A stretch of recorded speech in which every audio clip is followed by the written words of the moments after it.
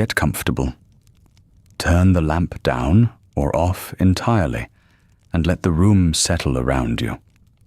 Tonight we are going on a journey, a long one, and the good news is that you do not have to move at all to take it. Here is the picture most people carry of a train journey in the 1890s. Polished brass fittings, deep buttoned upholstery in a warm compartment. A woman in a very good coat, gloved hands folded, watching green hills unroll past a clean window, while somewhere further down the train, a waiter lays out silver on white linen. Steam drifting past the glass in soft ribbons. Somebody, somewhere, playing a piano. The whole thing rendered in the amber light of nostalgia, as if the past were always lit at 4 in the afternoon in autumn. That is not the journey you are about to take. The real journey, the one an ordinary woman actually made in that decade, is cold. It is sooty. Your hands will be black by midday, and your collar will be grey by evening, and there is nothing you can do about either. It is timed to the minute by a clock system, so exacting that it changed how the entire country understood the hour. And it is organized from the moment you leave your rooms to the moment you step down at the far end, almost entirely around the question of what class of person you are and what class of person you are willing to pay to be seated beside. That last part is the piece that gets left out of the picture. The romance of the railway, in the version we have inherited, is a romance of machinery. The engine, the speed, the great arched roofs of the terminus. But if you had actually stood on a platform in 1893 with a ticket in your glove, the machinery would have been the least of your concerns. The engine was somebody else's problem. Yours was the far more delicate business of getting yourself, your box, and your reputation from one end of the island to the other, without incident, without overspending, and without ending up in a locked compartment for 2 hours with somebody you would rather not be locked in a compartment with. So that is what we are going to do tonight. One journey, London to Edinburgh, in the spring of 1893. We begin the night before, with a box half packed and a ticket already bought, and we end after dark, at a platform 400 miles north, with your hands cold and your hat pin loose, and your family waiting somewhere beyond the barrier. Along the way, we are going to stop fairly often to look at things properly. We will work out what the fare actually cost, in shillings and in pounds, and what that meant measured against what people earned in a week. We will look at the timetable book you had to read to plan this at all, a volume of several hundred pages of small print that was genuinely difficult to use, and that people complained about constantly. We will look at the porters and what they were paid, and the men on the footplate and how long their days ran. We will look at what third class was actually like by this decade, because it had changed enormously, and most people do not know that. We will look at how carriages were heated, which was with metal containers of hot water placed on the floor, and how they were lit, which for a long time was with oil lamps lowered through holes in the roof. And we will look at the question that governed the planning of every long journey a woman made in this period, which is the entirely practical one of which carriages had a lavatory, and which did not. None of this is grim. I want to be clear about that, because there is a way of telling Victorian history that treats every detail as a small horror, and that is not what this is. The 1890s railway was, by any honest measure, an astonishing thing.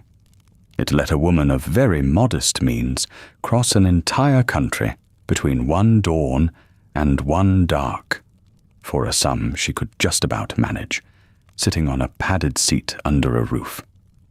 Her grandmother could not have done that. Her grandmother would have spent days on a coach, changing horses, sleeping at inns, paying far more for the privilege. What we are looking at tonight is not suffering. It is the texture of an ordinary marvel, seen close up, with all the soot and the small print left in. If you enjoy this sort of thing, do subscribe, and if you feel like it, leave a comment telling me where you are listening from and what the time is there. I always read them. It is a strange pleasure to find out that somebody is falling asleep to a Victorian timetable at 2 a.m. in a country I have never been to. Now, let us set the scene properly, because the journey does not begin at the station. It begins the night before in rented rooms with a box. You are 34 years old. You live in 2 rooms on the 2nd floor of a house in a respectable but unfashionable part of London, the sort of street where every front step is scrubbed and everybody knows exactly what everybody else pays in rent. You are not poor, but you are not comfortable either.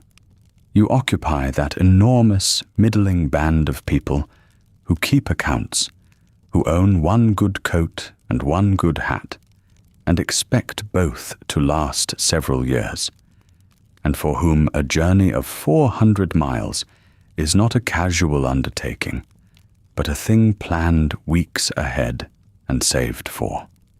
You are traveling alone. That is worth pausing on for a moment, because it is the single fact that will shape almost everything about the next 24 hours. You are not traveling with a husband, or a father, or a brother, or a maid. You are going north to family, and you are going by yourself. And in 1893, that is an entirely ordinary thing for a woman of your class to do, and also a thing that comes wrapped in an extraordinary quantity of advice. There were whole chapters in etiquette books about it. There were columns in ladies' magazines about it. There was, as we will see, a national conversation about the specific design of railway carriages and what it meant to be sealed inside one. And that conversation was mostly about women like you. The ticket has been in the drawer for 3 days. You went to the booking office on the Saturday and bought it in advance, partly because that was the sensible thing to do, and partly because buying it made the whole thing real. It is a small piece of stiff card, about 1 inch by 2, printed and dated and edge-stamped, and it will be punched by a collector at the barrier and inspected again somewhere in the middle of the country by a man who walks along the running board at a station stop and puts his head through the window. The box is by the door. Not a suitcase. Suitcases, in the sense we mean them, are only just becoming a thing.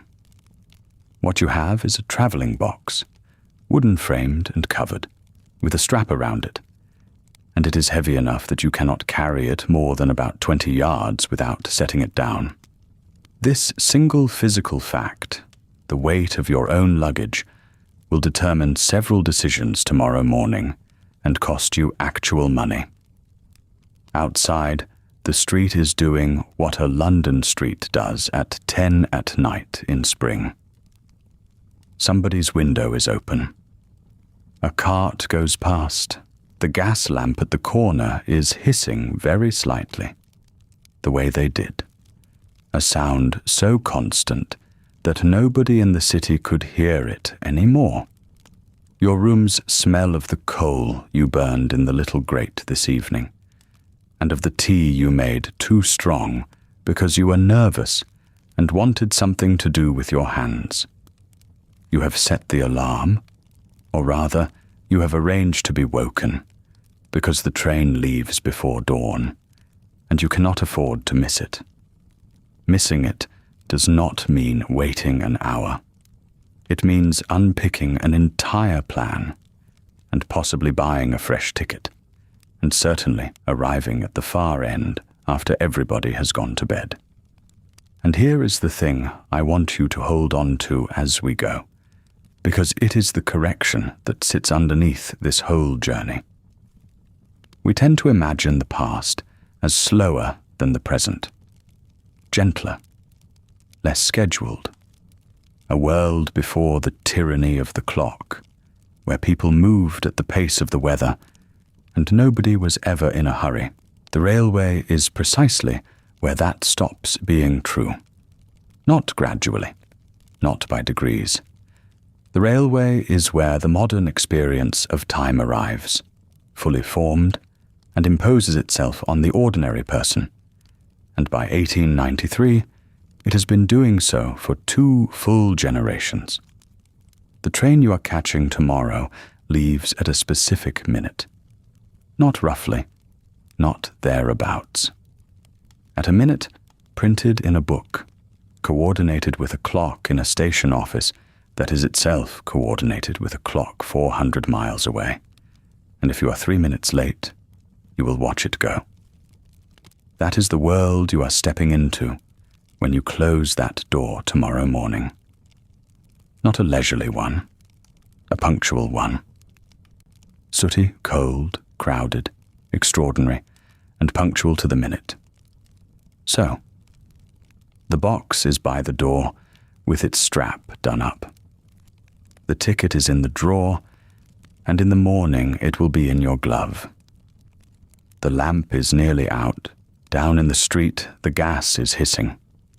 And further off, somewhere south and east of you across the roofs, a very great building with a roof of iron and glass is standing dark and mostly empty, waiting for 4 in the morning, when the first lamps will be lit under it, and the first barrows will start to move.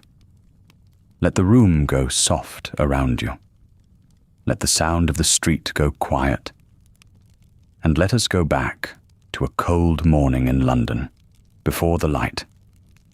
Before that morning, though, there is the evening that makes it possible. And the evening is where the real work of a journey in 1893 actually happens. It is a little after 8 o'clock.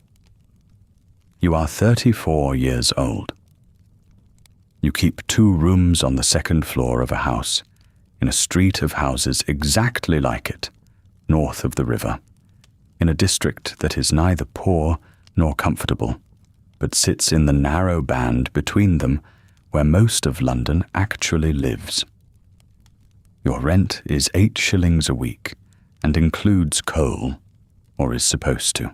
You have a small income of your own, carefully managed, and you do a certain amount of copying work for a solicitor's office that pays irregularly and requires a good hand. You are travelling alone to family in the north, and you have made this journey before, which is the only reason you are not more frightened of it than you are. The box is open on the floor in front of the fire. It is not a trunk in the grand sense. Grand trunks belong to people who travel with servants to carry them. Yours is a corded box of about 2 feet by 18 inches, wood and canvas, with a strap and a brass plate on the lid that once had somebody else's initials on it, and now has yours, punched in over the top, slightly crooked. It weighs, empty, something like 15 pounds. Full, it will weigh close to 50. And that number matters more than almost anything else about your journey, because there is no wheeled suitcase in the world yet, and every single one of those 50 pounds will have to be lifted by somebody. And if nobody can be found to lift it, that somebody is you. So you pack it in a particular order, and the order is not sentimental. Heavy things low and towards the hinges. Boots wrapped in newspaper, soles outward. Your other dress folded with the sleeves stuffed, so the shoulders keep their shape, and a layer of tissue where the folds fall. Because a dress packed carelessly arrives creased in a way that announces to everyone at the far end exactly how carelessly it was packed. A tin of tea, because your relations drink theirs stewed, and you have opinions. 2 books, a work box with needles, thread, and a thimble. A pair of gloves in reserve, and laid flat across the top, so it can come out first. A change of collar and cuffs, white, because after 400 miles behind a coal fire on wheels, the collar you are wearing now will not be white anymore. That is the packing. It takes an hour and a half, and you will open the box twice more before you sleep. What does not go in the box is the more important half. There is a smaller bag that stays with you, on your knees or under your feet, and it never leaves your sight from the moment you close this door until the moment you open another 400 miles away. In it, the food for the day, wrapped in a cloth, a flask, a shawl, folded small, which will be the difference between a tolerable afternoon and a miserable one. A book, your purse, a handkerchief, and a second handkerchief. And the ticket you bought 3 days ago. This is worth slowing down for, because the modern instinct is to imagine buying a ticket as a thing you do on the day, at the last minute, in passing. In 1893, you can do that, and thousands of people do, and they queue at the booking office window in the dark, with their luggage at their feet, and their change in their fist, while a clerk works through them at a rate that has no interest in whether your train is in 8 minutes or 80.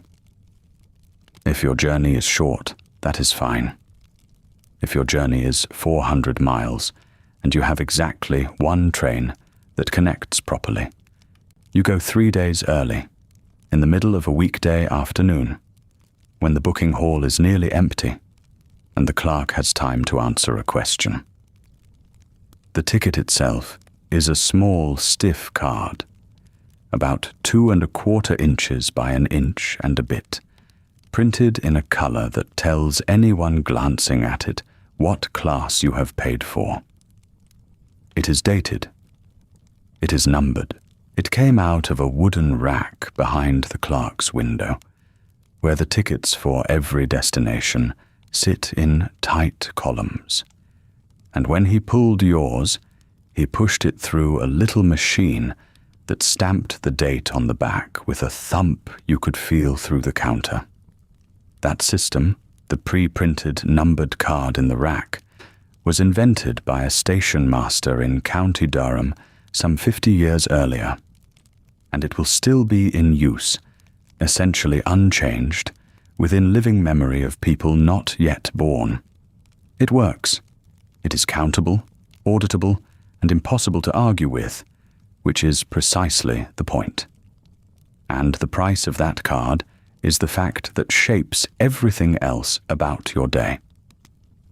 Here is roughly what the run from London to Edinburgh costs in 1893. Single, one way. Third class, which by law must be available on at least 1 train a day at a penny a mile, comes to something a little over £1.12.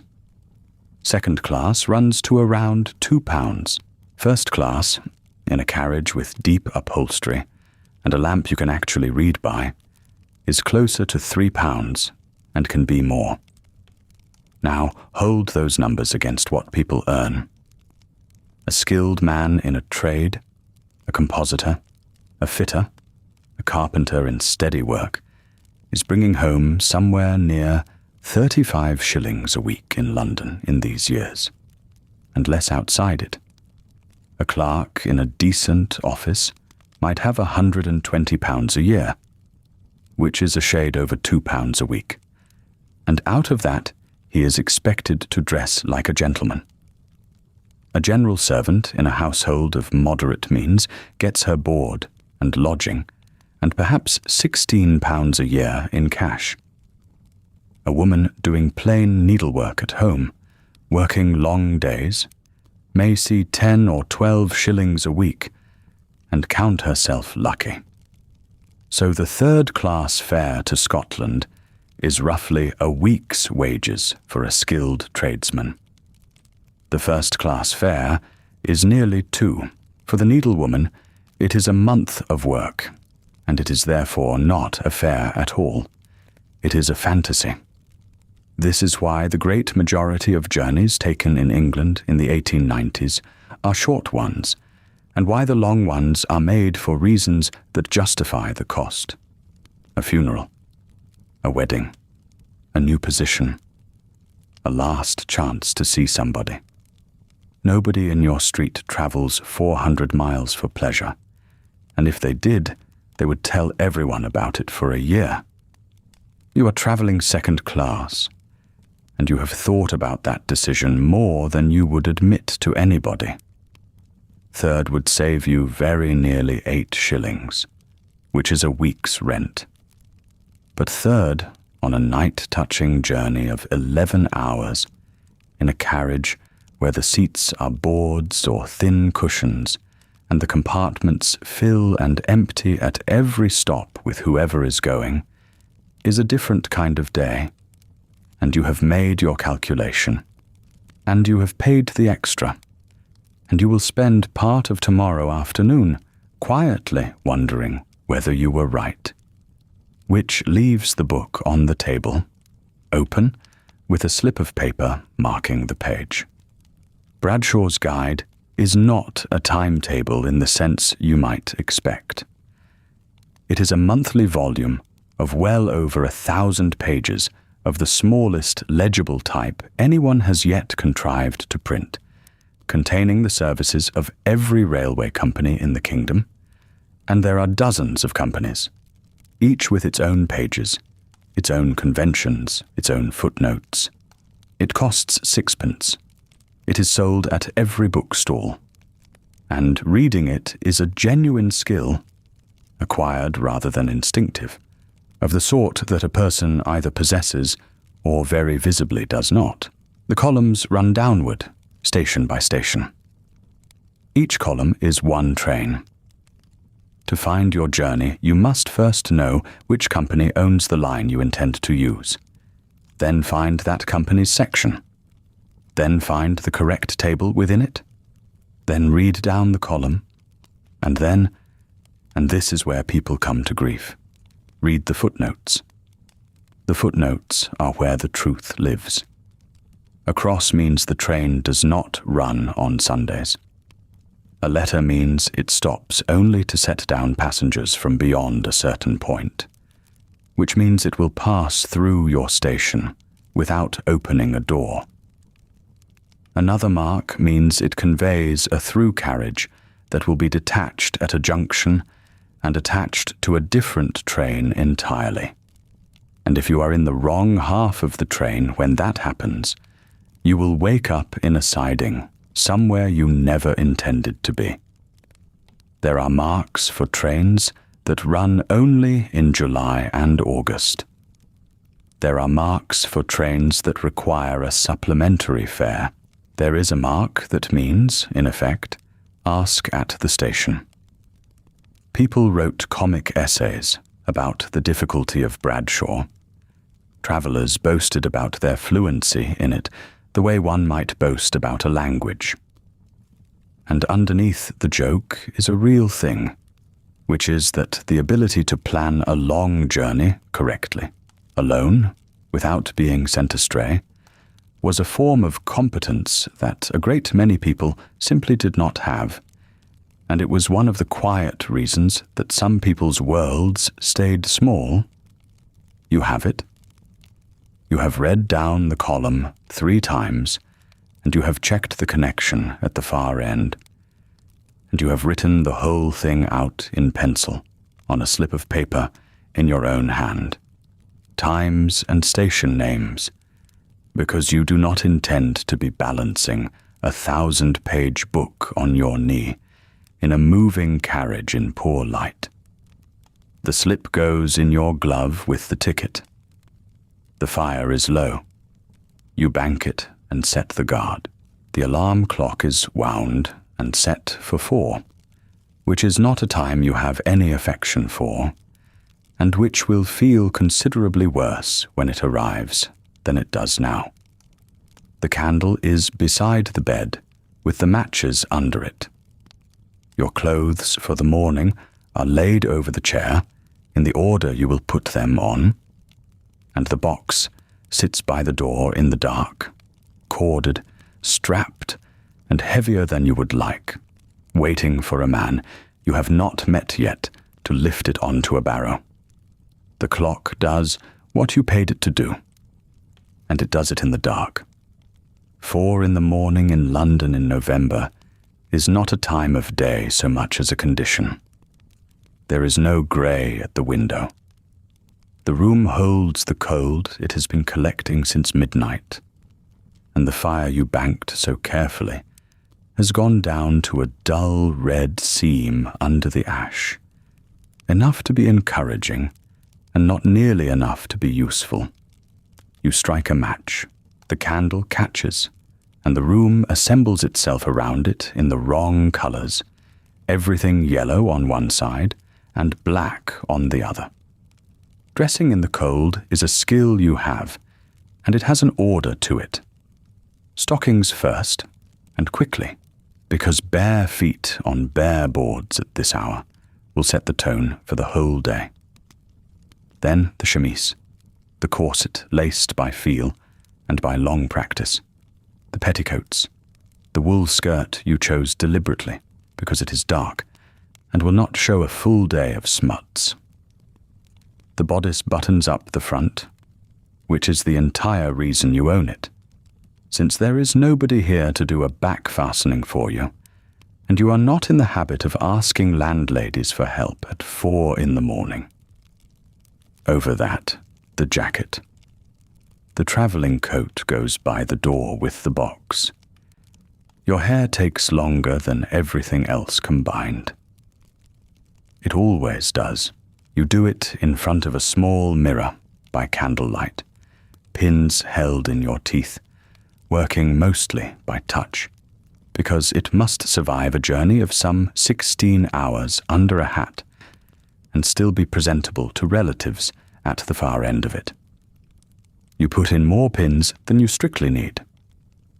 Every one of them is an argument you are having in advance with the wind on a platform in Yorkshire.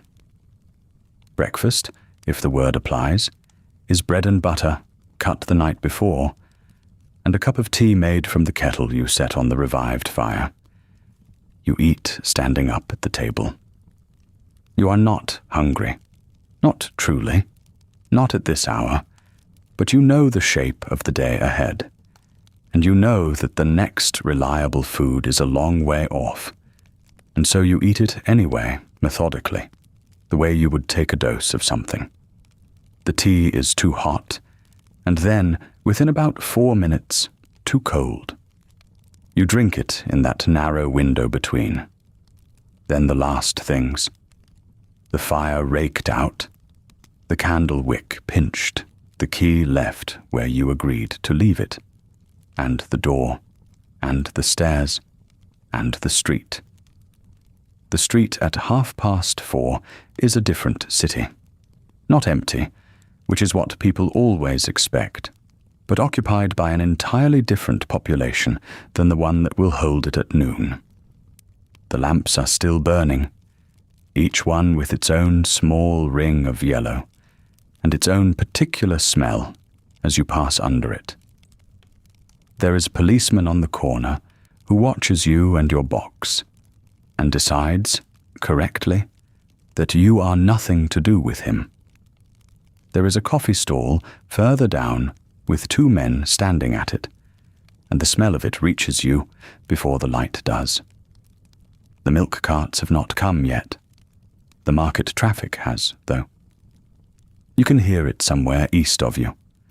Iron tires on granite, the particular grinding rumble of heavy wheels, and under it the occasional hollow knock of a horse's shoe. Fog, thin, the kind that has not committed yet. It sits in the lamplight and softens everything past 40 yards. And now the decision, which you made 3 days ago in principle, and which you are now making again in practice with a corded box at your feet. You could take the omnibus. The fare would be 2 pence, perhaps 3, depending on the distance and the company. That is a real consideration, because 2 pence is 2 pence, and you have already spent more money on this journey than you like to think about in one sitting. But the omnibus means waiting on the pavement at an hour when the service is thin, and it means getting a heavy box up onto a vehicle designed with no particular thought for heavy boxes. And it means the conductor's opinion of your luggage, and it means being set down somewhere near the terminus rather than at it, and then the last 200 yards on foot with a box you cannot actually carry. So it is the cab. A 4-wheeler, not a hansom, because a hansom is a 2-seater with no room for luggage worth the name, and this box is very much worth the name. A 4-wheeled cab from your rooms to the terminus will cost you a shilling, possibly a shilling and 6pence, if the driver takes a view about the hour and the distance. There is a legal fare table. There is also, on a cold morning before 5, a certain amount of negotiation, and both of you know it. A shilling. Set that against the fact that a woman doing plain sewing might earn 10 or 12 shillings for a full week's work, and you understand why this is not a small decision. It is very nearly a tenth of a poor week's wages to travel 2 miles across your own city. But the alternative is arriving at a great London terminus, alone, at a run, with a box you cannot lift, having missed the only train that connects properly at the other end. And there is no economy in that at all. This is one of the quiet expenses that never appears in the fare tables and never appears in the advertisements. The ticket is the price of the journey. The ticket is not the cost of the journey. The cab at each end, the porter at each end, the tip, the food you must buy because you could not carry enough, the extra you pay for the second-class seat because you will be traveling alone for 16 hours and want fewer strangers around you. All of it accretes. A woman of your class does not travel to Scotland on the price of a ticket. She travels on the price of a ticket plus a week's careful, invisible arithmetic. The cab comes. The driver gets down without much enthusiasm. Between you, you get the box up and secured, and you get in, and the door shuts, and the smell inside is straw and old leather and damp and hoarse, and it is warmer than the street by perhaps 5 degrees, and you are grateful for it. You go north and west through a city that is only just beginning. Shutters coming down off a baker's window. A man sluicing a pavement. 2 women walking fast with shawls over their heads. The horses' hooves make a sound you will remember later in the day, when you have spent hours listening to something that sounds nothing like it at all. And then the terminus. And the terminus is not a building. It is a weather system. You come in under the great arch of the roof, and the first thing that happens is that the sound changes. Outside, there was the ordinary open sound of a street. In here, everything you hear has bounced off iron and glass first. Voices arrive slightly late and slightly wrong. A porter shouts something 40 yards off, and you hear it as noise before you hear it as words.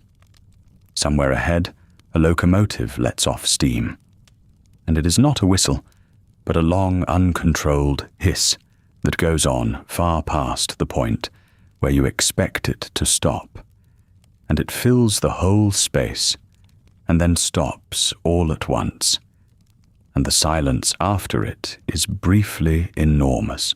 The gas lamps hang in rows under the roof, and the roof itself is invisible above them, only glass panes catching the light in a grid where the smoke thins.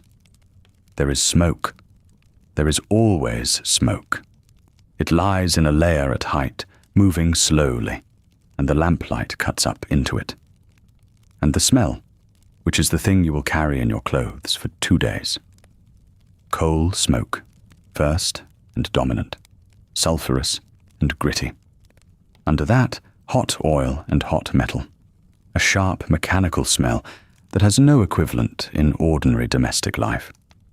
Under that, horse from the goods yard and the cab rank, steam and wet stone. Somewhere off to the side, coffee. Pause with this place for a moment, because it is stranger than it looks from 130 years away. Your grandmother had no equivalent of this room. There was nowhere in her world where several thousand strangers of every class stood together in one enclosure, indoors, for a shared purpose, on ordinary business. At 5 in the morning, churches gathered people, but by parish and by rank, and with everyone seated in their known place. Markets gathered people, but outdoors, and everyone there had a role, buyer or seller. The great railway terminus was something genuinely new, an interior public space with no membership requirement at all. You need only a ticket, and there is a ticket for every purse, which meant that a woman could stand in it, alone, at dawn, unaccompanied by father, husband, brother or servant, and be doing nothing whatsoever remarkable. That was new.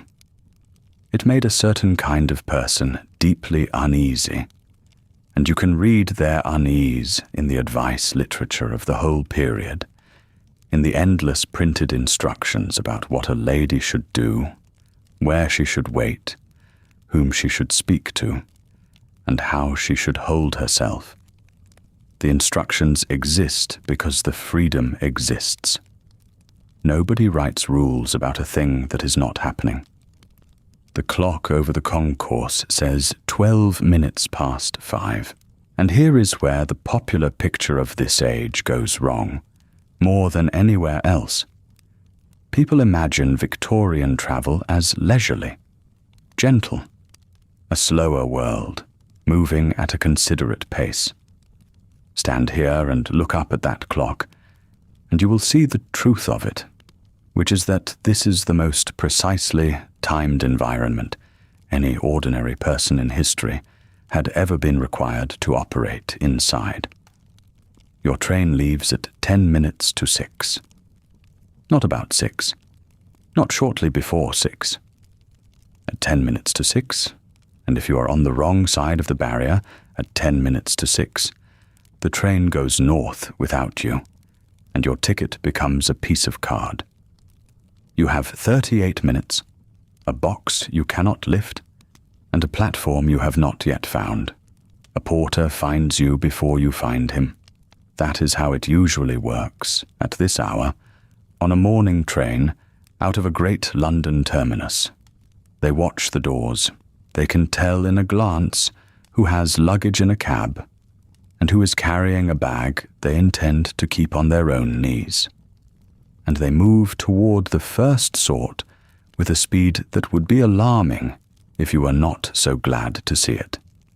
He is perhaps 50, in a corduroy jacket and a cap with a brass number on the front, and the number matters. It is his identification, worn where a passenger can read it, so that a complaint can be attached to a man. He asks where you are going, and you say Edinburgh, the 10 minutes to 6. And he does not ask a second question. He simply takes the handle of your box, tips it, drags it half a foot to test the weight, and then goes off for a barrow. The negotiation, such as it is, has already happened without a word being spoken. He knows what he will get. You know what you will give. Neither of you will say the figure out loud, and if you did say it out loud, it would sound faintly obscene to both of you, because that is how tipping works and always has. 3p is the ordinary rate for a single item at a terminus. 6p if the box is heavy, if he carries it any distance, if he finds you a seat as well as a place for the luggage. A shilling if he does something genuinely useful, like discovering that the train you want is not on the platform the board says it is on, which happens more often than the companies would like printed anywhere. That 3p is not a courtesy. It is his wages. This is worth slowing down for, because it is easy to look at a uniformed man on a station platform and assume he is paid to be there in the ordinary way. A railway porter at a large London terminus in the 1890s might be on 18 to 22 shillings a week from the company. Call it £50 a year at the better end, and out of that comes his rent, his food, his boots, and the maintenance of a uniform he is required to keep respectable. It is not a wage a man raises a family on in London, and every porter on this concourse knows it. The tips make up the difference, and the companies know that the tips make up the difference, and they price the wage accordingly. A busy porter on the right platform, on the right day, in the season when the northbound expresses are full, can double his money in coin dropped into his palm. A porter on a quiet suburban platform cannot, which means that within this profession there is a whole hidden hierarchy of good positions and bad ones, morning shifts and dead afternoons, and men who have been on the same platform for 15 years, because it is the platform where the Scotch expresses go out. He works 12 hours, sometimes longer. There are men on this floor who came on at 4 in the morning and will not go home until the evening rush has cleared. And the railways of this decade are being pressed hard and publicly about exactly that. Parliamentary committees have taken evidence. The unions have made ours their central complaint, because a signalman or a driver worked into exhaustion is not merely a tired man. He is a danger on a system where everything depends on attention. The reforms are coming, slowly, in the way reforms come. This morning they have not arrived. A terminus of this size employs several hundred men in uniform. Porters, ticket collectors, inspectors, foremen, van boys, cleaners who work the carriages overnight in the sidings, the men who load the mails, the men who deal with horses and dogs and bicycles and coffins, because all of those travel too, and all of them have a tariff. You are watching an industrial workforce, indoors, at dawn, and almost none of it will appear in any painting of the age. Your porter comes back with a barrow. The box goes up onto it, with a practiced knee under the corner, and then he is walking, and you are following. And this is the moment the station stops being one space and becomes several, because the concourse is not neutral ground. It only looks like it. Follow the barrow, and watch what you pass. There is a booking hall, and inside it the windows are not identical. First class has its own. Second class has its own. Third class has the longest queue, always, at every hour, in every terminus in the country. And the men and women in it stand with their tickets already counted out in coin, because the clerk behind the glass has a train to fill, and no patience at all. 3 classes, 3 queues, 3 different qualities of politeness on the other side of the brass grill. Beyond the booking hall are the waiting rooms, and they are divided the same way. A first-class waiting room with upholstered chairs, a decent fire, a table with a newspaper on it.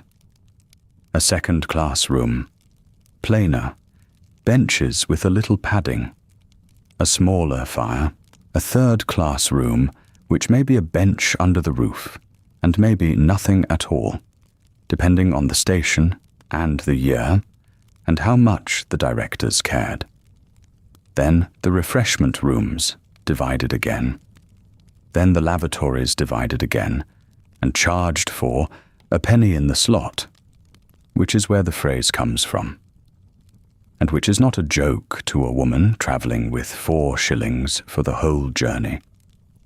You can walk the length of this building, and never once be asked what class you are travelling. You do not need to be asked. You are directed by architecture. Doors are placed where they are placed, and corridors run where they run. And the whole thing is designed so that a first-class passenger may pass from her carriage to her cab, having encountered nobody outside her own income. It is a class system built in brick and etched glass, and it works so smoothly that most people using it would not describe it as a system at all. They would describe it as simply how a station is arranged. Your porter is taking you toward the ladies' waiting room, because that is what he does with an unaccompanied woman who has 30 minutes in hand and a face that says she has been up since 4. It is worth looking at properly. Second-class ladies' waiting room on the north side of the concourse, and the door is heavy and takes a shoulder. Inside, the noise drops by half. There is a fire, small but real, in a black grate, and a fender, and a brass scuttle beside it. Wooden benches around the walls with a thin cushion along them. A table in the middle with a jug of water, and 2 glasses turned upside down on a cloth. A gas lamp on a bracket, hissing very faintly. 2 windows onto the platform, so high that no one outside can see in unless they climb. There is a woman in charge of it. She is called an attendant, and she is a company employee, and she is sitting on a chair beside the fire, with a shawl round her and a basket of mending at her feet. She looks at you once thoroughly, and then looks away, and you have been assessed and admitted. 7 other women are in here, 2 together with a child asleep across their laps. 1 quite elderly, upright, in black, with a folded umbrella held like a walking stick. 1 reading a paper-covered novel with her thumb keeping the page. 1 who is plainly a servant, travelling with her employer's boxes, sitting nearest the door, ready to be called. Nobody speaks, except the 2 with the child, and they speak quietly. Here is the thing that makes this room interesting. It exists for 2 reasons at once, and the 2 reasons pull in opposite directions. The first reason is shelter, and it is genuine. It is January, the concourse is freezing, the platform is worse, and this is a warm room with a fire and a seat and a locking door, and a woman in charge of it. If you have 30 minutes to wait and a heavy morning behind you, this room is a kindness. Every woman in it is glad of it. The second reason is supervision. A woman waiting alone on an open concourse is visible, approachable, and, to a certain cast of mind, a problem. Not because she is doing anything, but because there is no established social answer to the question of what she is. Put her in a room with a door and an attendant, and the question does not arise. She is accounted for. Her respectability has somewhere to stand. Both of those things are true at the same time, and you can feel both of them from the bench. The fire is a comfort. The attendant's glance was an inspection. The lock on the door keeps trouble out, and it also puts a boundary around you that no man in this building has drawn around himself.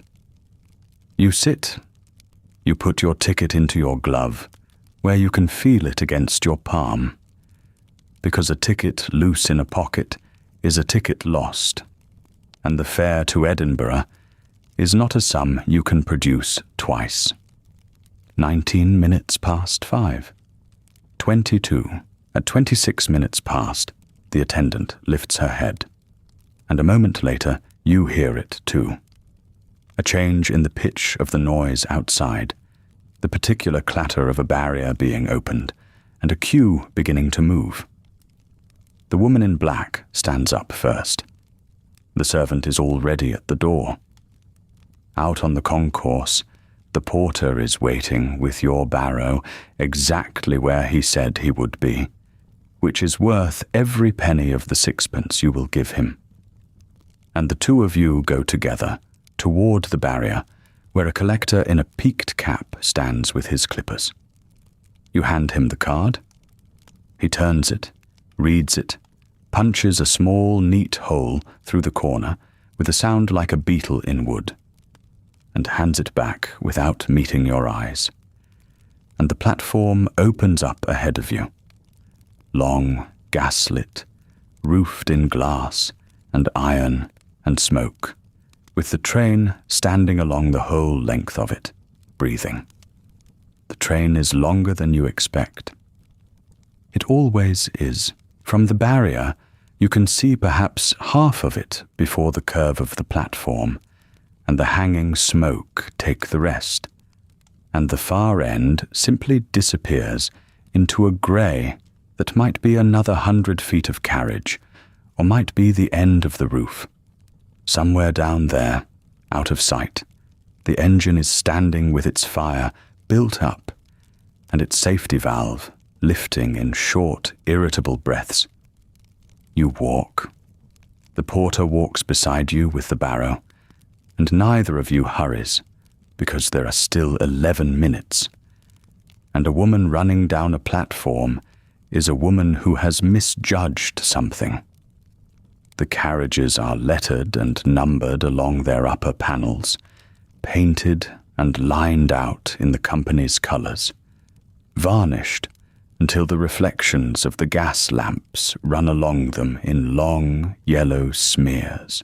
Each one is divided into separate compartments, and each compartment has its own door onto the platform, so that the side of the train reads like a row of very small houses standing shoulder to shoulder.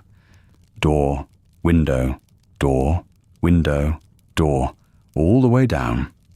Above each door, a small enamelled plate announces what you will find behind it. First, second, third, third, third. That repetition tells you most of what you need to know about who is travelling north tonight. The guard is coming up the platform in the opposite direction, calling the destination, and the principal stops in a voice worn flat by 20 years of calling them, and passengers step out of his way without appearing to notice they have done it. Here is the thing about this train that a modern imagination gets wrong more than any other single detail, and it changes everything about the journey you are about to take. There is no corridor. On the great expresses of the very late century, on certain named trains on certain routes, corridors were beginning to appear, and with them the connecting doors and the vestibules that let a passenger walk the length of a moving train. But those were new, they were expensive, and they were far from universal.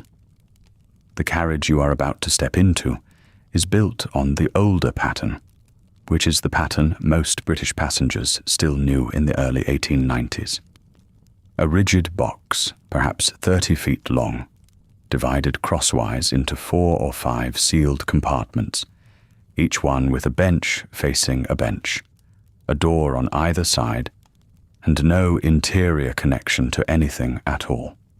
Consider what that means in practical terms. Once the door shuts on you, you are in a room about 6 feet across with whoever else happens to be in it, and you will remain in that room with those people until the train next stops and a door is opened from the outside. Not a door you open. The handles are on the outside. A porter or a guard turns them. From within, you can lower the window by its leather strap and lean out and shout, and that is the whole of your influence on the situation. There is a cord. Along the roof, or along the outside above the windows depending on the company and the year, runs the communication cord, which a passenger may pull to signal the guard, and which carries a printed penalty for improper use of £5, a sum that would swallow a working man's wages for a month, and is therefore, quite deliberately, not a thing anyone touches lightly. This is why the choice of compartment matters. This is why you are walking slowly and looking in at the windows as you pass, and why every other unaccompanied woman on this platform is doing exactly the same thing without admitting to it. You are not looking for comfort. You are looking for company you can spend 7 hours sealed beside. Your ticket is second class, and it is worth pausing on what second class actually bought you in 1893, because the answer had been shrinking for years and would keep shrinking until the whole grade quietly died. In the first decades of railways, the 3 classes were genuinely 3 different experiences, and the difference between them was the difference between shelter and none. By the 1890s, that gap had closed a great deal. Third class had roofs, glass in the windows, and cushioned seats on most main line services.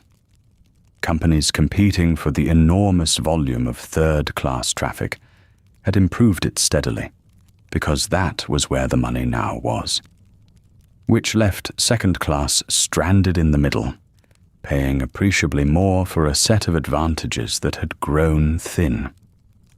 What you get for the difference is this. The seat cushions are deeper and better sprung, upholstered in a hard-wearing cloth rather than the thinner stuff below. There is more room between your knees and the knees of the person opposite. Perhaps 3 or 4 inches more, which sounds like nothing, and over 7 hours is not nothing at all.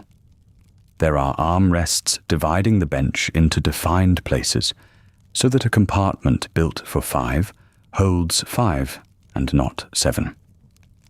The lamp is better. There are pictures under glass above the seats, views of resorts and lakes the company would like you to visit. And there are fewer of you, which is the real purchase. Some companies had already begun to abolish the middle grade on many services, folding it into first or into an improved third. Within a generation, it would be gone almost everywhere in Britain, outside the boat trains and the suburban lines. You are travelling in a category with a limited future, and you are travelling in it for the oldest reason there is. Not because the cushions are better, but because of who else will be sitting on them. You find your compartment about 2/3 of the way along, You look in through the glass before you touch the handle, and you do it in the way that is permitted, which is to say, briefly, and while appearing to look past it. There are 2 people inside already. An elderly woman with a black straw bonnet and a basket on her knees, settled in the far corner, facing the engine. A clergyman, or a man dressed as one, in the opposite corner, with his hat on the rack, and a newspaper folded to a quarter of its width. That will do. That will do very well. The porter swings your box up into the guard's van, further down, and comes back for the small bag, which goes with you into the compartment, and you give him the 6pence, and he touches his cap and is gone into the crowd before you have finished thanking him. You step up. The floor of the carriage is higher than you expect, as it always is, and the step is a long one, and you take it with one hand on the door frame and the other gathering your skirt clear of the tread. Inside, it smells of oil, hot dust from the lamp, tobacco worked deep into the cloth over years, and something underneath all of it that is simply the smell of varnish and horsehair and enclosed air. Now the negotiation begins, and not one word of it will be spoken. There are 4 positions available to you. Forward-facing, by the window, forward-facing by the door, backward-facing by the window, backward-facing by the door. The elderly woman has taken the best one, facing the direction of travel and beside the glass. That is the seat everyone wants, and there is no rule that assigns it, only the plain rule of who arrived first, which is understood so completely that nobody would dream of contesting it. The clergyman has taken a backward-facing corner, which tells you he either does not mind travelling backward, or has decided to concede the point in advance and appear obliging about it. You take the forward-facing seat by the door, not next to the older woman at the window, which would crowd her, and not directly opposite the man, which would place your knees within a foot of his for 7 hours and oblige both of you to spend the whole journey managing where to look. Diagonal. Diagonal is the answer. It is very nearly always the answer. Both of them acknowledge you. The woman with a small nod and the beginnings of a smile that does not commit her to conversation. The clergyman half rises from his seat an inch or 2, a gesture rather than an action, and says good morning, and you say good morning, and he sits back down and returns to the newspaper, and the entire matter of who you all are to one another is settled. You put your bag on the rack above your head, netting slung on brass brackets, sagging slightly, meant for parcels and not for anything you would mind falling on someone. You keep your gloves. You keep the ticket in the glove. Along the platform, doors are beginning to slam. That sound is one of the great vanished noises of the world. Not one door, but 40, 60, 90 of them, each one thrown shut by a porter working his way up the train, so that the noise runs the whole length of the carriages, like a fuse burning. Bang, bang, bang, bang, bang. Yours is shut from outside by a hand you do not see. The handle turns down. The glass shivers once in its frame. Steam somewhere ahead, released in a long white sigh that rolls under the roof and hangs there. The guards whistle. Not the engines. The guards, short and high and unarguable, from somewhere behind you at the rear of the train. Then the engine answers. A much bigger sound. And for 2 or 3 seconds, nothing at all happens, which is the strangest moment of any railway departure, and always has been. And then the jolt. The whole train takes up its slack, coupling by coupling. and the shock of it runs back through every carriage in turn, until it reaches yours and moves your shoulders half an inch against the cloth. Outside the window, the gas lamps begin to slide. One, then another, faster. Then the man selling papers, then the barrier, then the tail of the platform and the water column and a signal box with a yellow window. And then the roof ends, and there is a great deal of dark sky and rain on it, and London is going backwards. For the first mile or two, there is not much to look at, because the line out of the terminus runs in a cutting, and a cutting at 6:30 on a wet October morning is simply a wall of soot-blackened brick going past at increasing speed. You can see your own face in the glass more clearly than you can see anything beyond it. Behind your reflection, faintly, the brickwork strobes. Then the walls fall away, and the back of London opens up. This is the part of the city that only railway passengers ever see, and it is nothing like the London of the front doors. You are looking straight into back gardens, washing lines strung between poles, the sheets hanging heavy and grey because nothing dries in this weather, and everyone puts them out anyway. Rabbit hutches, a row of cabbages blackened at the edges, an outhouse with a broken latch, somebody's chair left out all night in the rain, its seat sagging. The houses turn their backs to you, and they do not tidy themselves for the occasion. Then a brick field, acres of it, with clamps of raw brick stacked in long, low walls, and the kilns showing a dull red mouth where a man is working already.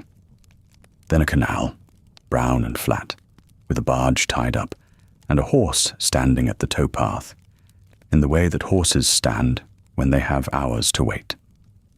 Then a gasworks. Then a cemetery, seen so briefly that it registers mostly as a change in the spacing of things. Uprights instead of roofs, the gaps between the houses widen. Suburb thins into fields with fences around them, then into fields with hedges, then into simply fields. What you notice first, though, is not the view. It is the noise. Nobody who has only ridden a modern train quite understands how loud a carriage of the 1890s was. There is no continuous welded rail under you. The track is laid in lengths, and between each length there is a joint, and every wheel in the carriage strikes every joint it passes. 4 wheels at your end, 4 at the other, and the joints coming under you at a rate that rises as the train accelerates until it settles into that 4-beat pattern everyone recognizes and nobody has ever really described well. Da-dum, da-dum. It is not restful yet. At this speed, it is percussive, and it comes up through the floor and into the frame of the seat and into your back teeth. Over that, there is the wind at the window frames, which do not seal. There is the rattle of the door in its catch. There is a loose brass fitting somewhere above the luggage rack that has developed a small persistent tick, and which you will still be hearing in Yorkshire, and which you will have stopped noticing by then. You have brought a book. You had a clear plan about the book. You open it now and discover the plan was optimistic. The vibration is not violent, but it is constant, and it moves the page against your eye in a way that turns reading into a small physical effort repeated every second. People did read on trains, of course. The entire railway bookstall trade existed because they did, and cheap yellow-backed novels were printed and sold in enormous numbers precisely to be consumed between one city and another. But the reason those books were short, large-printed, and undemanding is sitting in your hands right now.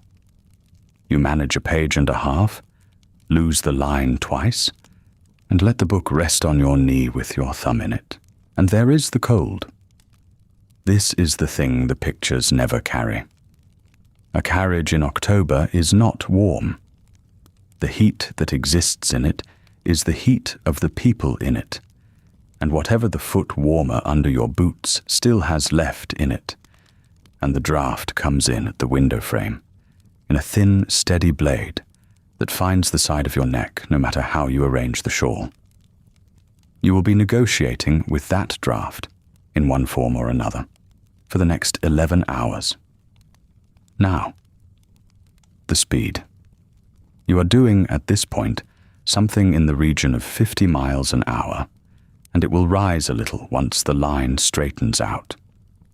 That number needs to be held up and looked at properly, because it is one of the genuinely strange facts of the century, and familiarity has worn it smooth. Consider what your grandmother's fastest experience of motion would have been. A horse at a gallop, briefly, perhaps once or twice in a life, and probably not with her on it. A mail coach on a good road doing 10 miles an hour, 12 on a downhill run with a driver showing off. For essentially the whole of human history up to about 1830, the ceiling on how fast a human body could travel was set by the animal underneath it. And everybody's grandmother, and everybody's grandmother's grandmother, had lived under the same ceiling. Then, inside a single lifetime, that ceiling went up by a factor of 5. The first passengers found it genuinely disorientating, and they said so at length in letters and diaries that survive in numbers. They wrote about the hedges dissolving. They wrote that near objects could not be seen at all, only the distance, so that a landscape arrived as a kind of moving painting with the foreground smeared out of it. One of the commonest observations in the 1830s and 40s is that the traveller no longer feels themselves to be passing through a country. They feel the country is being drawn past them, like scenery on rollers, and that they themselves are sitting still. There were doctors who predicted harm from it. There was a widely repeated worry, never remotely borne out, that the human frame was not constructed to withstand such velocity, that the eye would be damaged, that the nerves would suffer. There were serious people who suggested a passenger might suffocate in a tunnel at speed. By your morning, 60 years on, all of that has been absorbed. Nobody in this compartment is frightened. The gentleman across from you has not looked out of the window once. The speed has become ordinary, which is the most remarkable thing about it, and it happened so quickly that almost nobody noticed the transition while it was occurring. There is a second change the railways made, though, and this one reached into houses that never saw a train at all. Before the railways, England did not have one clock. It had hundreds. Time was solar, and it was local. Noon in a town was the moment the sun stood highest over that particular town. And since the sun does not stand highest over Bristol and London simultaneously, their clocks did not agree. Bristol ran about 10 minutes behind London, Exeter about 14, Plymouth about 16. Every market town set its church clock by its own sky, and this arrangement worked perfectly well for the whole of recorded history, because nothing moved fast enough for the discrepancy to matter. A letter that took 2 days did not care about 11 minutes. A train does.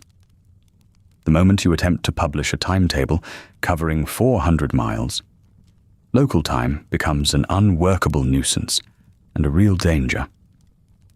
A train scheduled to leave at 10 and pass a junction at 11 is meaningless if the junction believes it is 1:45.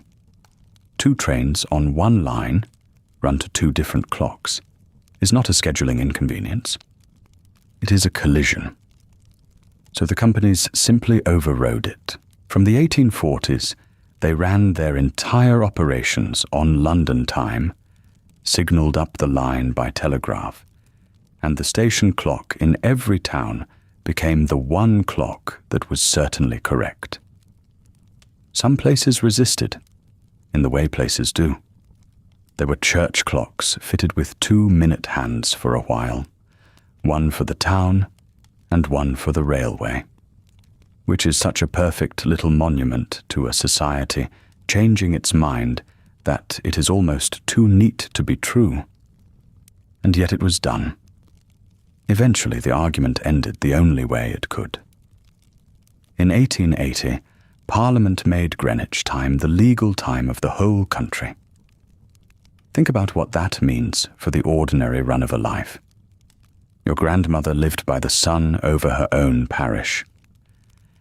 You live by a clock set in a suburb of London and distributed by wire, and it tells you when to be at the station, and if you are 3 minutes late in relation to it, you do not travel today. Punctuality as a moral quality. The whole idea that lateness is a fault in a person's character, rather than a fact about roads and weather, is very largely a 19th century manufacture. And it was manufactured here on rails. You have been sitting rather rigidly, you realize. That is what one does for the first 10 minutes of a journey, as though the train were still deciding whether to accept you. You unpin your hat. It is an operation requiring both hands and a certain amount of blind confidence. 2 long pins drawn out and held in the teeth while the hat comes off. Then the pins pushed back through the crown so as not to lose them. You set the hat on the rack above with the brim upward. Your hair, released from the weight of it, immediately feels colder. Around you, the others are doing their own versions of the same settling. The gentleman opposite has shaken out a newspaper into that particular architecture men build with newspapers. A wall with a face somewhere behind it. The older woman by the far window has produced knitting from a bag, which is a remarkably practical choice on a moving train, since the hands can work without the eyes, and the vibration does not spoil it. The younger one has folded her coat into a wedge and put it between her shoulder and the panelling. Nobody has spoken. You draw the shawl up, tuck the trailing edge under your knee against the draught, and let your foot rest more firmly on the warmer, which is still giving heat, and which you already know will not last past the middle of the morning. Outside, the fields have taken over entirely. A church tower, a line of elms with the rooks going up off them. A man in a cart at a level crossing, waiting, growing larger, and gone. Now that everyone has arranged themselves, you can look properly. Which is to say, you can look in the small, legal way that travel permits, glances taken at the edges of other business, never held. The gentleman opposite is perhaps 50. His coat is good but not new, and the cuffs have been turned, which is the kind of thing you notice, because you have turned cuffs yourself. His boots are polished and cracked across the instep. There is a bag at his feet, leather, softened at the corners from years of being swung up onto racks like the one above your head, and a hat box beside it, which suggests he is going somewhere he will need to look better than he does now. A commercial traveller, most likely, or a clerk sent north on his firm's business, travelling second class because the firm pays second class and would query first. The older woman knitting is dressed in black, and it is the settled, unremarkable black of a widow some years into it, rather than the stiff, crepe-heavy black of the first year. Her boots are excellent. Her basket, on the seat beside her, has a cloth over the top of it, tied down, which means food, and a good deal of it, which in turn means she does not expect to buy anything on this journey, and has done this journey before. The younger woman, with the coat folded against her shoulder, has a ticket tucked into the palm of her glove, where she can feel it. She has checked it twice since London. She keeps glancing at the door, as though the door might have an opinion. She has not travelled far before. You know all this within about 4 minutes, and none of it has required a single word, and every one of the other 3 has performed the same survey on you. They have seen a woman of 34 in a coat that has been carefully brushed, with a shawl that is warmer than it is fashionable, and a basket that is smaller than the widow's. They have placed you within a few pounds a year. This is not unkind of them. It is simply the arithmetic everybody does, all the time, in a country arranged the way this one is arranged, and doing it well is a form of competence. What follows the survey is silence, and the silence is not awkwardness. It is a rule. Here is something easy to misunderstand about Victorian travel. It looks from a distance as though putting 6 strangers into a box 6 feet across for 8 hours would produce conversation by sheer pressure. In practice, it produced the opposite, and it produced it deliberately, because the compartment posed a problem nobody had ever had to solve before. 2 strangers meeting in a drawing room have been introduced by a third party who vouches for both. 2 strangers meeting in a shop have a transaction to organize them. 2 strangers sealed into a moving room with no corridor, no attendant, and no exit until the next stop have nothing at all. And so the age invented a code. The code runs roughly like this. You may speak about the weather. You may speak about the train itself, its lateness, its heating, the difficulty of the connection at the junction. You may offer a practical kindness, a hand with a bag, a window raised or lowered. And this is not only permitted, but expected. You may not ask where a stranger is going, or why, or what they do, or whether they have family in the town whose name they have just mentioned. Information may be volunteered. It may never be requested. And the moment a person's answer to the weather is brief rather than expansive, the exchange is finished, and pressing further marks you as someone who does not know how to behave. For a woman travelling alone, all of this is not merely good manners. It is armour. The advice literature of the period is remarkably direct about this, and remarkably calm, which is worth saying, because it is easy to imagine a great fluttering panic about women on trains. And there was some of that in the newspapers. But the practical guidance written for women in the magazines and the small travel handbooks reads mostly like a competent friend telling you how to manage. Choose a compartment that already contains a woman, it says, or a family, in preference to an empty one. If you must take an empty one, expect that the guard will notice, because the good ones do. Sit nearest the door if it comforts you, or nearest the far window if you would rather not be reached across. Carry a book. Carry needlework. Not because you intend to read or to sew, though you may, but because an occupied woman is a woman who has already answered the question of whether she wishes to be spoken to. That is the real function of the book on your lap, and you know it perfectly well. You have not turned a page in 11 minutes. There was also the cord. By the 1890s, the communication cord ran the length of most passenger trains, a chain or wire along the outside of the carriages, above the windows, which a passenger could reach through the open window and pull, and which acted on the brake or on a gong in the guard's van.